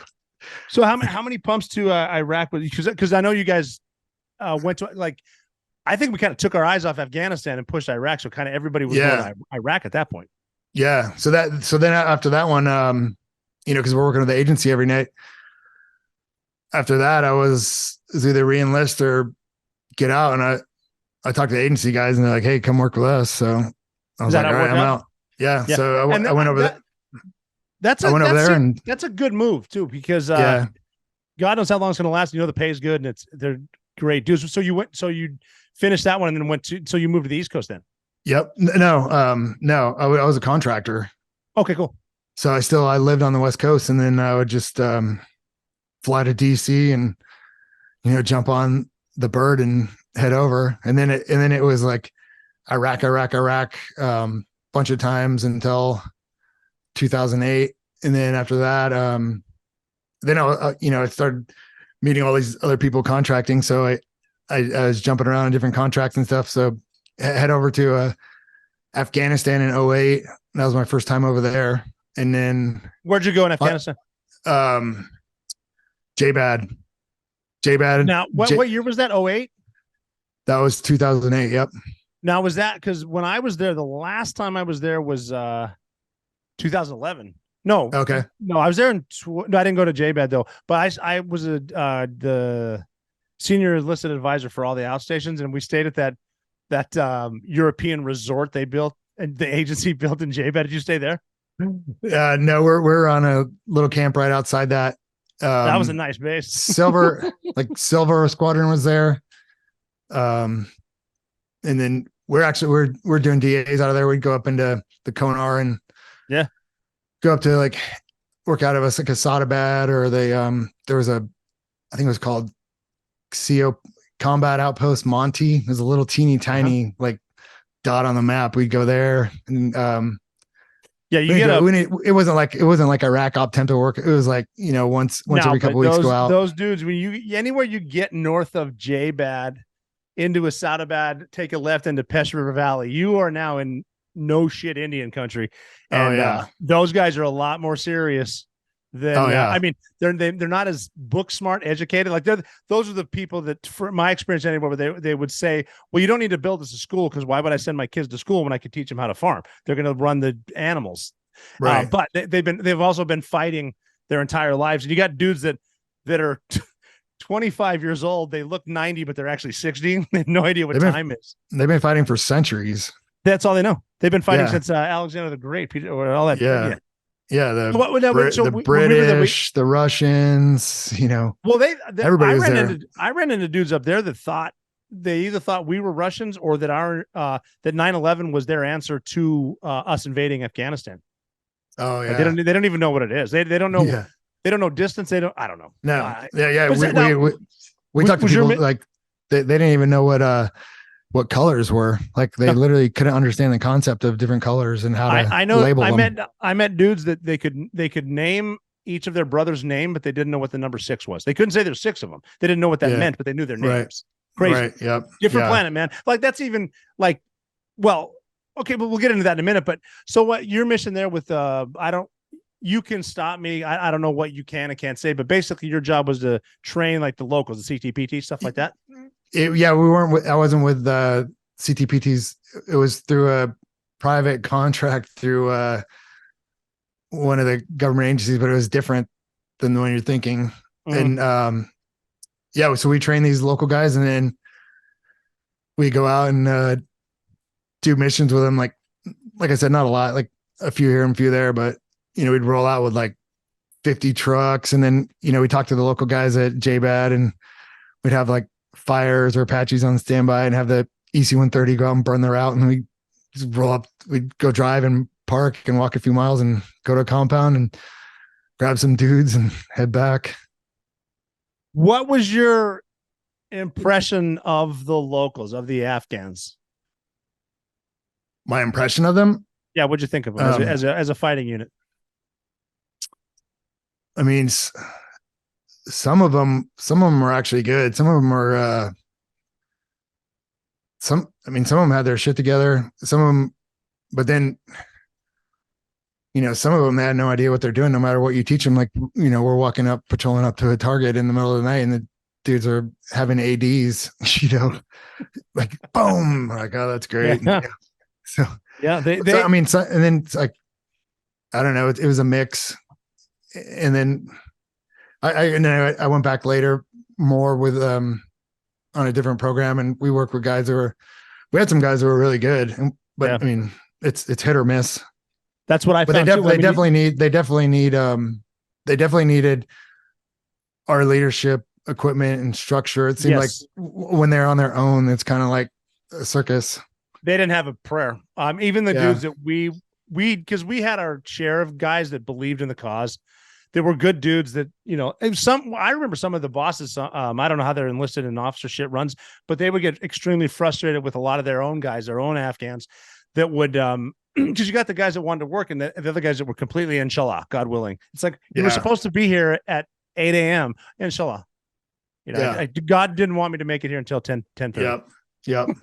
God literally, it's like, you look at, did God literally say 10:30? Yep. And then training, driving, gunfight, whatever. When it's time to pray, they stop everything. Roll their mats out. Al-Qaeda would do that sometimes. Yeah. It's a completely different culture, and I think the problem is it's even saying a different culture doesn't give it. No, I mean, because like when I did a lot of that, we did some combined ops, and then we did unilateral stuff, but all my guys, I'm assuming most of your guys and everyone who was on the ground, when we withdrew from Afghanistan, and the stupid politicians were saying, "Oh no, they're not going to take Kabul. We've trained for 20 years." It's like, they're going to roll these dudes in 4 to 5 days. The Taliban is going to destroy these people because, in my experience, they're so used to having the tough guy with them. They're like the little dog with the big dog behind them. And if the fight comes to, okay, fine, we'll come in and win. The Apaches, the DAPs, or the AC-130 is going to win. When we leave, you guys are fucked. Yeah. I remember later on, I was up in Asadabad, did a bunch of trips up there, and we had one of our interpreters. He's really good. He was awesome, and he got killed after the pullout. But they always have to pray. And I was like, I asked him one day, I was talking, shooting the shit with him, and I was like, "Hey, why do you guys have to pray all the time? Why can't you skip it?" And he said, "Because when you guys leave, the Taliban will take over, and they'll come like take an inventory, and whoever hasn't prayed will be killed." So even while this is like at the height of the war, when they're working with us, and they knew. They're already saying when the Taliban takes over. This is in like 2011, and he knew in 2011. He's like, when you guys leave, that's it. Like everything. And they knew it. Back. I mean, one of the best sayings we've been saying is, even the Taliban was saying that the Americans have the clocks, but we have the time. Yeah, and exactly. You're gonna leave eventually. All we got to do is, run the clock. Again, and I think that they could see that with the disconnect with the leadership to the guys on the ground. Everyone that I know that was on the ground knew what was going to happen in Afghanistan, knew it, and then, I mean, you get the politicians involved, and even the high ranking officers they're so high ranking, they're politicians too, because they're just waiting for their next. They're waiting to put their 4 stars off their shoulders and then get their huge contract that they helped. With help like sign Lockheed Martin or Northrop Grumman or whatever. And again, working with those big time contractors, I love having the Stinger missiles and the all the stuff that we have to help us. The engineers are great, but you get into the lobbying thing and all the stuff that they're lobbying for, and the wars end, but the contracts don't, and that's what part of the problem is. I mean, when we like one of the things I was saying too was if we took a bunch of great planners from the SEAL teams and in early of 2021 come up with the worst plan possible for getting out of Afghanistan, we couldn't have done worse than that if we tried. No. Because I don't think anyone's like I said, telling it's intentional. It's intentional. Like it's got to be the pullout of Afghanistan. It's intentional. That's not bad planning. Yeah, I mean, I've heard stories just recently. There's a book that came out that I got to read. And I forgot the name of it. So we did turn over. So we're fast forwarding now to withdrawing from Afghanistan. We're pulling out of Hamid Karzai International Airport, whatever the fuck that is. And they left security up to the Taliban to let the Americans get out. And that's the Taliban has a perimeter. They've got Marines inside. Who's making that decision? State Department. Yeah. Oh, State Department. Jesus. Yep. Yeah. I mean, I don't even have words for you've got Marine snipers out there identifying a suicide bomber, and they can't get permission to engage. I know. They were even saying, well, who's not giving me permission? Well, I don't know. Like no one knew. Yeah. And the thing the real question is, why do they need permission? You shouldn't need permission. If you're troops, you don't even need to get shot at to consider troops in contact. If you perceive a threat, that's a tick. Exactly. And you should be able to engage. But again, you should be able to take the initiative, right? Yes. Initiative is the key word. I think 20 years they've taken away the initiative from our troops. Oh, totally have. And I think 20 years of kissing ass is even the local. I mean, you got to figure that place was corrupt. It's so hard to explain to people. We're dealing with a culture that doesn't know what money is. And then when you start flooding the place with money, and they know damn well if they have all this cash, they can trade that for a ride to Dubai, where they can buy a house with cash, and they have flats there. The corruption. I mean, we talked about corruption at the beginning with American politics. Can you imagine giving millions of dollars to a bunch of cavemen? Exactly. And so the corruption's there. And then we got so wrapped around, they learned, the locals, even the people that were allies, they learned they could push us around as just complaining. Yeah, I remember Karzai's brother, Wally Karzai. He was one of the biggest opium. Well, yeah. Well, I don't know what you call them, like the growers in the country. And the State Department had this program. It was called the Poppy Eradication Program. Yes. And I was not on it, but one of my friends was on it. He's telling me they'd fly out there, burn these crops down and blow up the labs where they process it. But the next valley over, the whole valley is green with opium, but it's off limits because that's President Karzai's brother. Yeah. And again, we're fine with that. They would give us targets knowing we're taking out this poppy field simply because they are in competition with the Karzais. Right. So burn them. Yep. And so you're helping them. They're making the whole corruption thing. And then everyone gets because we're like, when everything to rules of engagement, we're the only ones dumb enough to make rules that only we follow. And they know that shit. And they can complain about everything. They can bitch about this. And then, I mean, even to the point when we're pulling out, and this infuriated me, they have those Marines cleaning up like human feces. Like they're spit shining. They're polishing a turd because we're literally treating it like, well, we're turning it over to the Taliban and they're going to be our friends now. It's like, on what fucking planet? Like, and these guys giving these orders have obviously never, like, I hate when politicians say, well, I've been to Afghanistan. No, you haven't. Exactly. You went to Bagram. Right. You haven't been to Afghanistan. They literally live in outdoor plumbing. There's it's shit streets and shit water. And I don't know if people understand how dirty a bathroom is in Afghanistan, where they shit. It's a hole in the ground, and it is nasty. It's like the nastiest thing you can imagine. It is filthy, disgusting, nasty, and you can't The American politicians forced the Marines to go in there and clean these. It's fucking sickening. I'm someone that talks a lot. I have no words. Talk about morale in a shitter. That's humiliating. They basically humiliated those guys, and not only humiliated them by making them clean up these disgusting shitters in Iraq, but they humiliated them by not letting them do their job. Like you're talking about these snipers who have to call in for permission to shoot, to engage a terrorist. They're not allowed to do that. That's humiliating. And they made these guys bend the knee to the Taliban. It's demoralizing and humiliating to our troops. And the shitty thing is that I guarantee the Taliban are the ones saying they need this to happen for a safe pullout. And they're going back to the palace that we built, laughing their asses off at us because they just won. They know they won. And now watch us literally rub their faces in it. These stupid Americans. Yeah. And it's not, again, because of the private or the corporal or the sergeant, or, I heard even the sergeant major and the CEO of that unit went and cleaned it with them just to show like, we're with you guys. That's bullshit. Someone needs to stand up to someone that someone needs to stand up to that. No, fuck you. And plus, if I was a senior enlisted leader there, I'm like, look, you're not touching it because those fuckers aren't going to come inspect it. They're not even here anymore. They left. Yeah. They literally humiliated our troops. Mm-hmm. But so here's another thing about what we're talking about, these pullouts and stuff. I remember like in 2011 through 13 was my last time when I went over there. But when Obama was in office, when they started downsizing Afghanistan, they're saying they're going to shut down these bases. So we had helicopters coming in the middle of the night, and it's because usually didn't fly during the day. So these helicopters are coming in. We're loading all the heavy weapons, the ordnance, and then our local fighting force guys who we would train with and fight with are like, "Are you guys leaving?" We're like, "No, we're not leaving." Like, why is everything leaving? We're like, "Oh, don't worry about it." And they're like, "Don't tell them we're leaving until." Literally, like it's like 4 truckloads full of guys driving off the base. And we're like, "See you later." And these bases, these are like $30 million compounds. They're like crazy.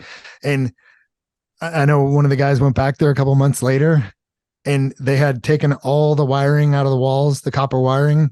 So they basically turned into a cave. Like the doors are off the hinges. All the inside of the buildings are covered with dust because there's no doors, no windows, no wiring. Like within months, that's what happens to these super bases we built.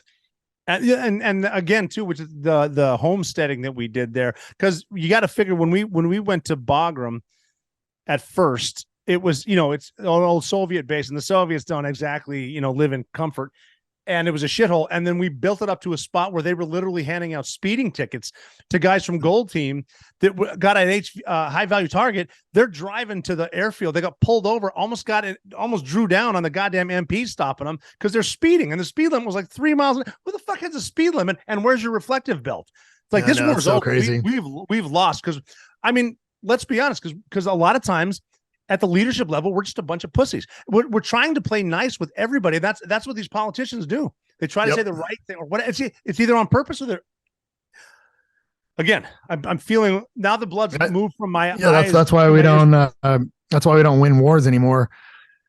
When we used to fight wars, we used to defeat our enemies until they would surrender. Remember the days of unconditional surrenders? Yes, that's how you win. Last time we did that was World War II. Now we do this counterinsurgency bullshit, hearts and minds, and we give them billions and trillions of dollars through the USAID and the State Department. So you have on one side of the coin, you have the military and the CIA pounding the enemy over there, and then on the other side of the coin, you have the State Department and USAID undermining the other side and giving these people unlimited amounts of money. Well, we're funding the Taliban right now, and the Taliban they're criminals. Like the Haqqani network, they're terrorists. They're fucking criminals, and all they got to say to our dipshit diplomats is, just give us some money. We're not giving it to Al Qaeda. We're spending it on the people. No, they're not. Yeah. They don't see a penny of that shit. No, we'll let the little girls go to school. Don't worry. The women that are doctors, they can stay doctors and judges. No, they can't.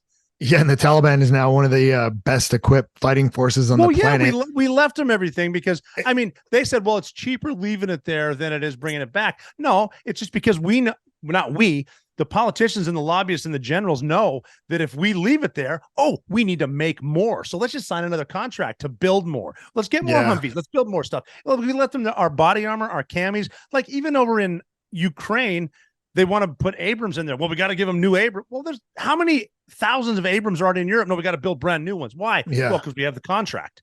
Okay, exactly. That's good. Exactly. It's all these wars are about money now. Oh, And totally. Well, I'm starting to. I think most of them are anyway. we've outsourced all our manufacturing. We don't build anything here anymore. So our economy is now based on war. So how, if you stop the wars, our economy will collapse. Yeah. Yeah. Well, there's always either the only thing I think better at making money than war is the threat of war, keeping people afraid. Right. Everything from the vaccine to Ukraine to China's going to invade. China's running out of time because there's an election coming up in a year, so they got to take Taiwan soon. Everything our government does is fear-based, like the 9/11. Everything is fear-based, right? The COVID vaccine, fear-based. Everything is a play on your emotions. A lot of politicians know that if they keep you afraid, you'll give up more liberties, because a lot of the American public, they will give up liberty for a false sense of security. And the thing with the government and with people in power is if you give them an inch, they're taking a yard, they're giving none of it back. Yeah, you never get it back. That's the thing. They use these emergency powers or these emergency authorization acts and say this is only temporary. We're only going to do that. Well, like bullshit. Nothing is temporary. Only for a couple of weeks. Look at New Mexico right now. Right.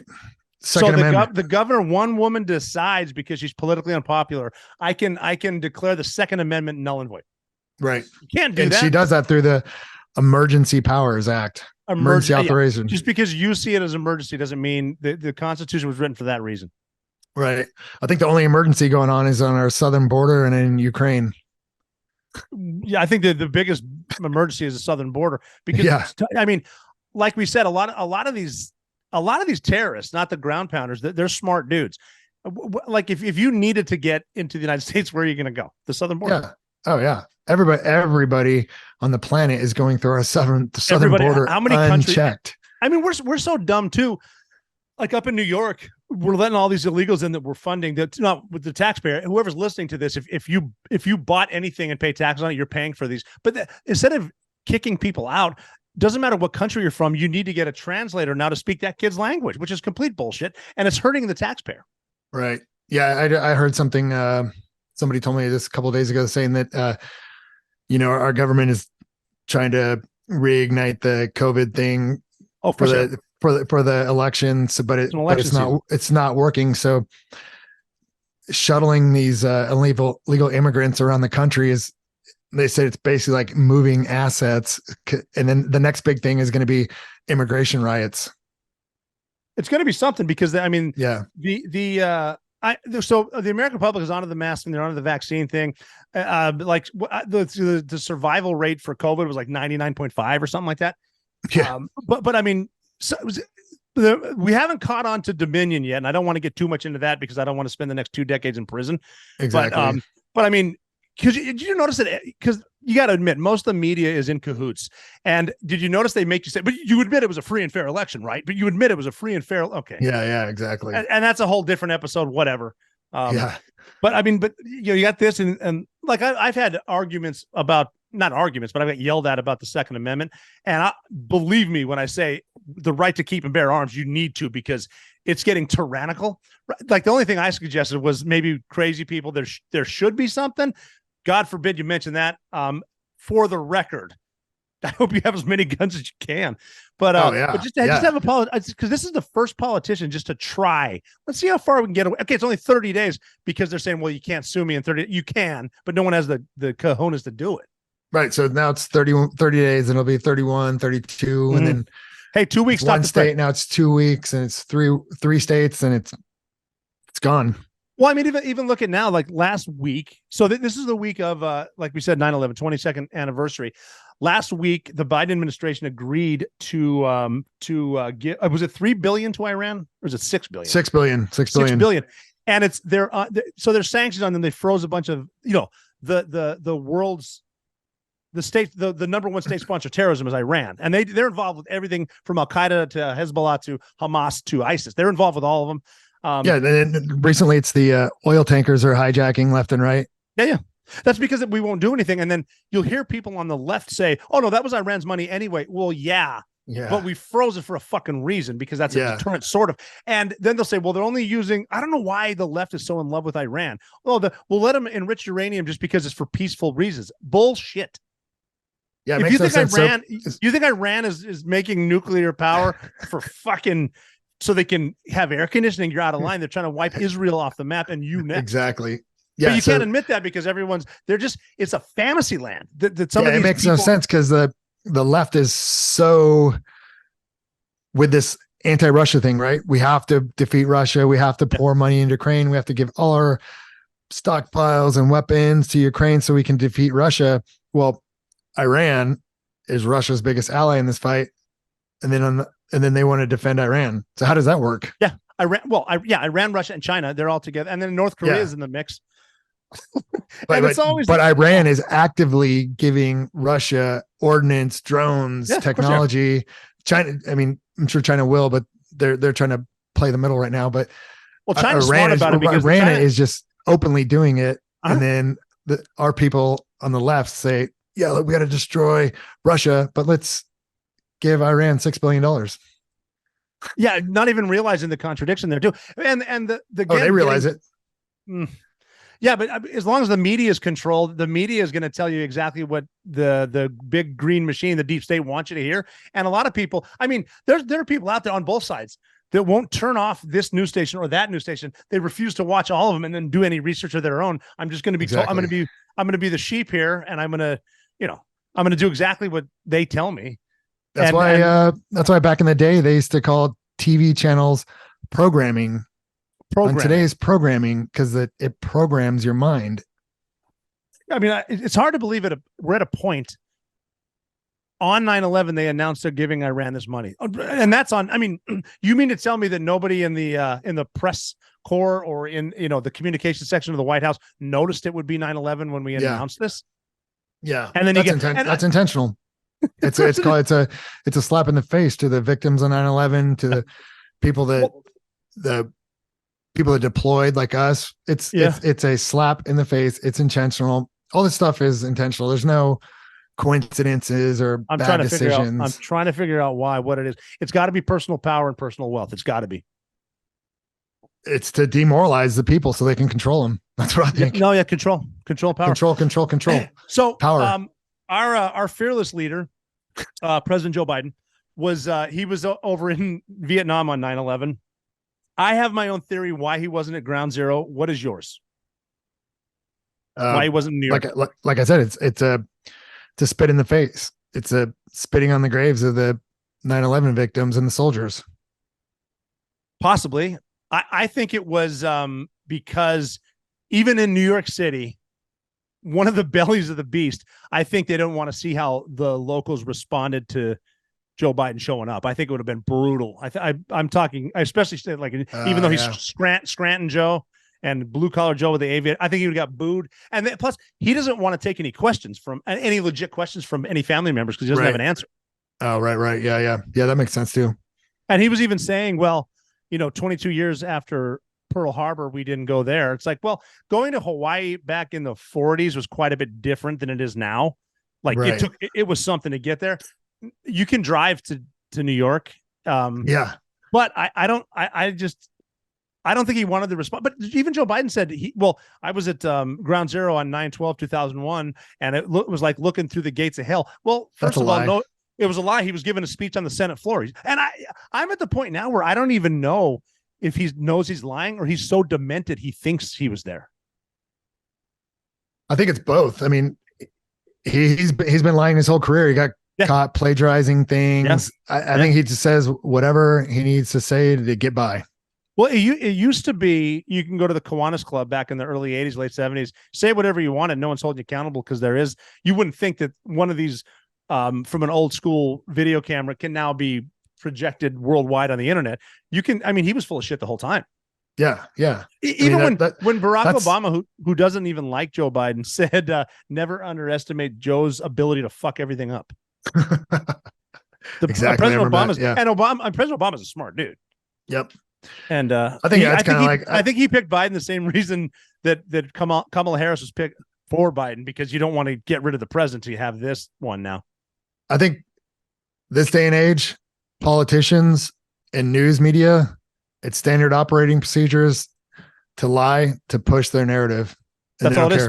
Yep. You've seen the videos of where they show one reporter saying something and split screen to another saying, and then another, and they're all saying the same thing. Yeah, it's all for scripted. your own, it's all scripted. It's literally scripted.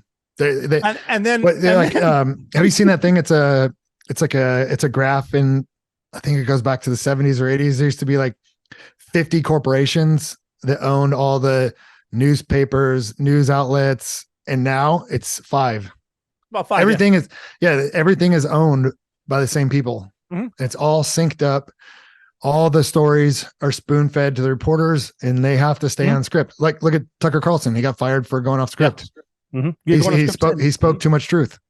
And that was the best thing they could have ever done for him, because now they unleashed him. Yeah, he knows. Look, I mean, Tucker knows what he's talking about. He honestly does. And look at even like Bill O'Reilly. I consider an independent. I really do, and I think he's smart. And they had to get rid of him. Now they got rid of him for whatever reasons, and who knows what? I wasn't there. Yeah. A lot of stuff I wasn't there for. I don't whatever, but he was just telling the truth. Booted him. They got rid of Megyn Kelly, who's awesome. And then Tucker. If you go off script, they're gonna hammer you. I know. Yeah. Yeah. It's just like communism, right? If you get out of line, you get smacked down. Get back in line. Well, so getting out of that, you have experience with that because you were running Project Warpath, right? Oh yeah. I was running Project Warpath. Yeah, it was it was a t-shirt company. I started up in 2016 during the election when Hillary was running. The Ty Woods and Glenn Doherty, the 2 SEALs, killed him in Benghazi. Yep. Ty was a teammate, and Glenn was a roommate at one time, and Glenn was also a roommate. So I was pretty pissed off about that. And actually, before that, I never believed in any of these like conspiracy theories of the government's lying or anything. I thought everything was just like as they say, right? But and I was like, what the hell is going on here? Why didn't they send help? Why did this happen? So I created a t-shirt, Hillary Clinton Kill My Friends, and very, very popular t-shirt, by the way. Yeah, I went on Fox and Friends and Steve Bannon's show and The Blaze and talked about these shirts, and I made 30 of them just for fun. And overnight I had like thousands of orders. I was like, holy shit, I guess I'm starting a t-shirt company. And I did this for like 6 years. I think we ran it, and we sold hundreds of thousands of shirts over the years. And the last real popular shirt said, I don't kneel, I stand for fallen heroes. And that was, about the football players kneeling. And that one, it was crazy. Those used to sell. We can make, I remember we'd sometimes print like 20,000, 25,000 shirts at a time. And they would sell out. Just selling out. Wow. They sell out in within weeks. It was crazy. Yeah. But during the 2020 election, we were posting on Instagram pro-Trump stuff. Yeah. And then right after the election, I posted the voter fraud graph from Wisconsin, the big spike in the middle of the night. I posted that. Oh, yeah. I posted that graph, and then they said I posted false information, and they indefinitely suspended all our advertising accounts on Facebook and Google, or Facebook and Instagram. Then Google suspended ours too, and it lowered our revenue by 10x and made everything unprofitable literally overnight. And we created new accounts and other ways of marketing, and never could get it going again. So I ended up shutting it down. Yeah, I mean, something that profitable too, and that just shows you the censorship. I mean, yes, they're privately owned companies, but they will shut you down. And some of the biggest ones too are mention anything about the voting, not a free and fair election, anything about vaccines. They're gonna like my stuff is shadow banned. I'm restricted. I've appealed to the point where they said no, our decision's final on like a lot of stuff I put out's not even seen anymore, just because. And it's not even. I mean, it's just telling the truth. Look, why is it that President Trump is winning, and then all the voting stops, and all of a sudden Joe Biden wins the next day? It's like, and then they count votes for 7 days straight. This is not a conspiracy. What do you think happened when you have mathematicians saying this is mathematically impossible for the way the graphs work?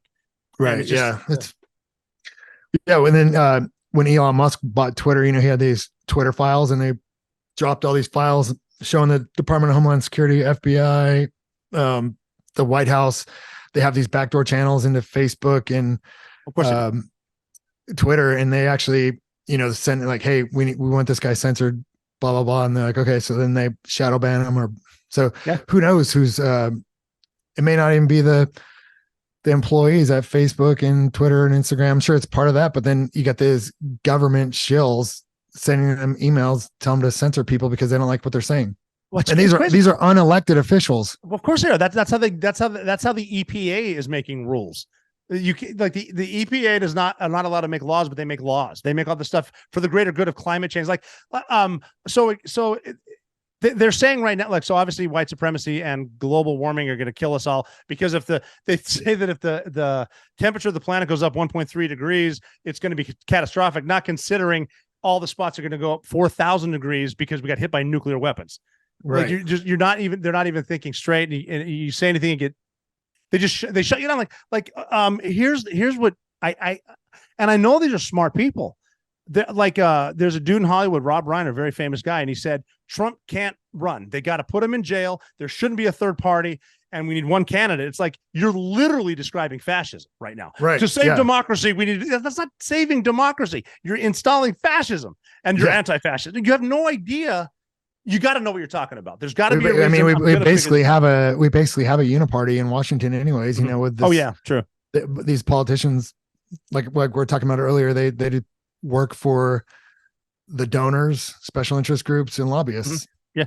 It's even I know Donald Trump, and he told me personally, he was amazed how when he first got to DC, he's excited because when he met with both sides, they were going to get stuff done. We're all talking. And he said Nancy Pelosi is one of the nicest ladies I've ever met. As soon as this meeting's over, she walks out in front of the cameras and is just bashing him. It's like, what is this shit?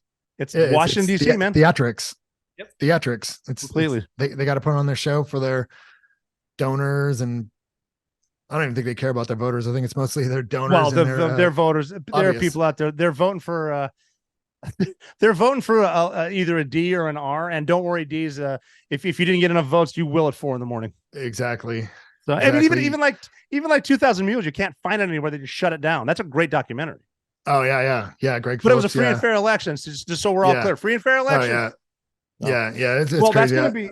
That's gonna be another episode. What I want to talk about right now, though, I've been dying for the past few hours, is because I've got what I call the quadruple black eye with Warpath Coffee.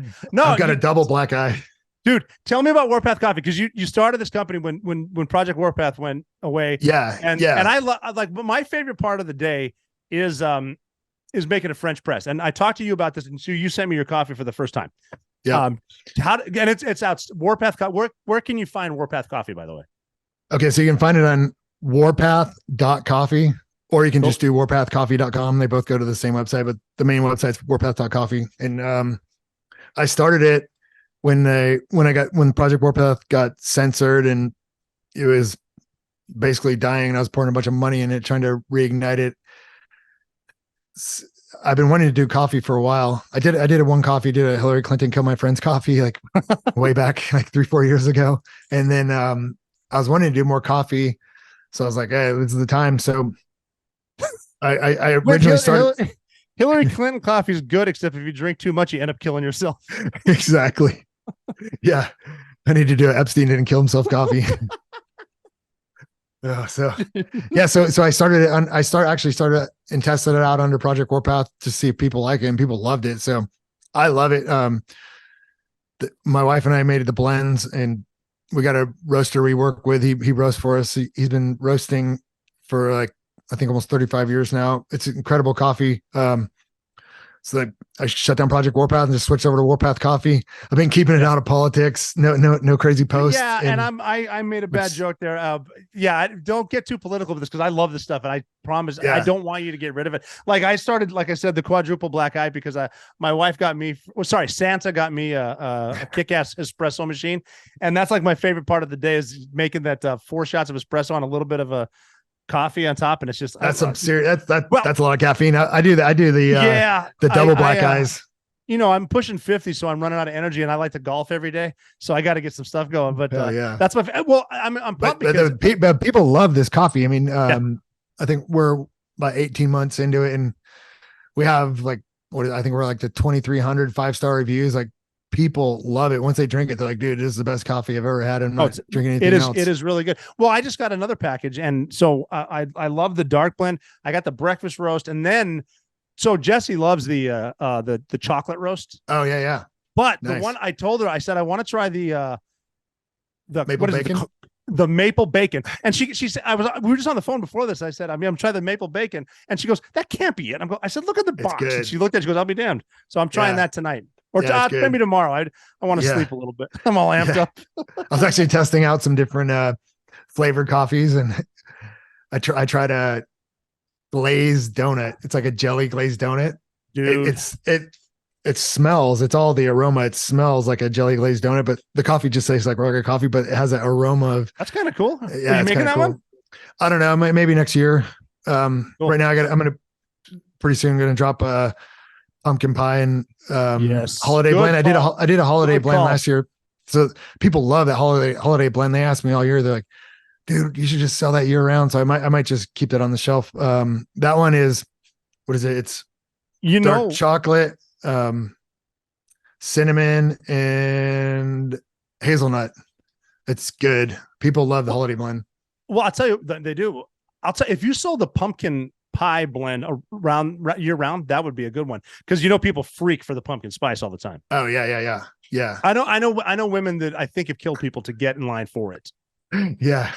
The pumpkin pie is good. Yeah. Well, I'm gonna tweet about the maple bacon. I'm trying that soon. And I'll be talking about Warpath Coffee, man. This is legit as hell. So we're gonna wrap up here, but Warpath Coffee, definitely check it out. What else? Where can people find you? What if they want? Because you were my security guy for a while. Did you still do anything? No, I haven't been doing any security anymore. I just try and try, because when I travel, away from home, wait for the coffee, it's a good quick money hit. But then, I feel like everything else gets sidelined. Then I'm playing catch up. So I quit traveling. So I'm just doing the, and then it allows me to spend more time with my kids and be at home. Great. So just trying to put all my energy into the coffee. Do you ever golf anymore? No, I haven't. You're the first guy I golf. That must have been 8 years ago, 9 years ago. When we went like Pelican Hill, we're on one of the nice golf courses we just a couple knuckle dragos. I've been playing since. I'm still not good, but I remember looking over at you. You had a weird lie on a hill, and I'm pretty sure you fell and rolled farther than the ball did. Oh yeah, I tried to swing so hard, my feet slipped from underneath me, and I totally ate shit landing on my back. That was hilarious. So, dude, I remember we used to go to some cool golf courses when I used to travel around with you. I'll tell you what, man, we had some good trips and good people. Oh yeah, that was amazing. That was we're flying on private jets every day, going to like 2-3 states a day. I have that picture. I'm going to post it for this podcast. When someone had that jet where we couldn't really fit into it, and like our shoulders were against the bulkhead. Yep. That was cool. One. Yeah, that's awesome. God, that was fun. Cool. Well, we're gonna get back and do it. We'll do a political episode soon, but I'm telling everyone about Warpath Coffee now. It's legit as hell. Yeah, get it. Warpath.coffee. Awesome. Warpath.coffee. Tej, awesome to talk to you, brother. That was a lot of fun. You too. Time flies. That was awesome. I know. But yeah, we'll have you back on, brother. Great seeing you. All right. And see you, brother. We'll talk soon. Later. All right. Later. Wow. So that was awesome. I want to thank Tej Gill for coming on the show today. It's wonderful to talk about everything. I always love talking to, obviously, Navy SEALs, but different branches, different combat vets. Now, not even just veterans. I love talking with people who are operating. That's why we call it the Operator Podcast. Whatever you're doing, if you're helping anything, including yourself, if you're helping other people, doing stuff for yourself, your community, your neighbors, then you're operating. And I appreciate the comments that I've been getting on Instagram, on the Operator Podcast, and at McHuya. Thank you for the support. It's awesome. But I do love the comments, because I like to hear what you're doing, what your stories are. And I would love to find someone that's out there operating in a blue collar job or something like that I can interview, just to talk about different stuff around the country, around the world. Zoom. The good thing about the lockdown is we all learned how to use Zoom. Even me and Tej set up Zoom today. We're like knuckle dragging 60 Carrie and Frogman, and we were just excited we figured out how to hook this up without a comm guy here. But anyone can do Zoom. I'd love to interview people. I love to hear different stories. Everyone's got a different vessel, a different journey in life. I love hearing Tej's stories. Reminds me of some of my stories. I love talking about coffee. I think now that I talked about Black Buffalo and respect your rituals. It's good to have a ritual. It's good to have a structure. What I like now, what I look forward to is I wake up early. Not with an alarm clock. I just wake up. I just sometimes get up in the morning, but I love it because I can get up, have that Warpath coffee that I love, throw in a Black Buffalo. My new thing too is I'll walk to the golf course. Just a ritual. Having some structure, master the basics. Like I'm saying, if you can do all that stuff together, if you can continue to operate, if you can keep your life structured, keep the ritual, honor the ritual, take care of each other, continue to operate. And you are never out of the fight.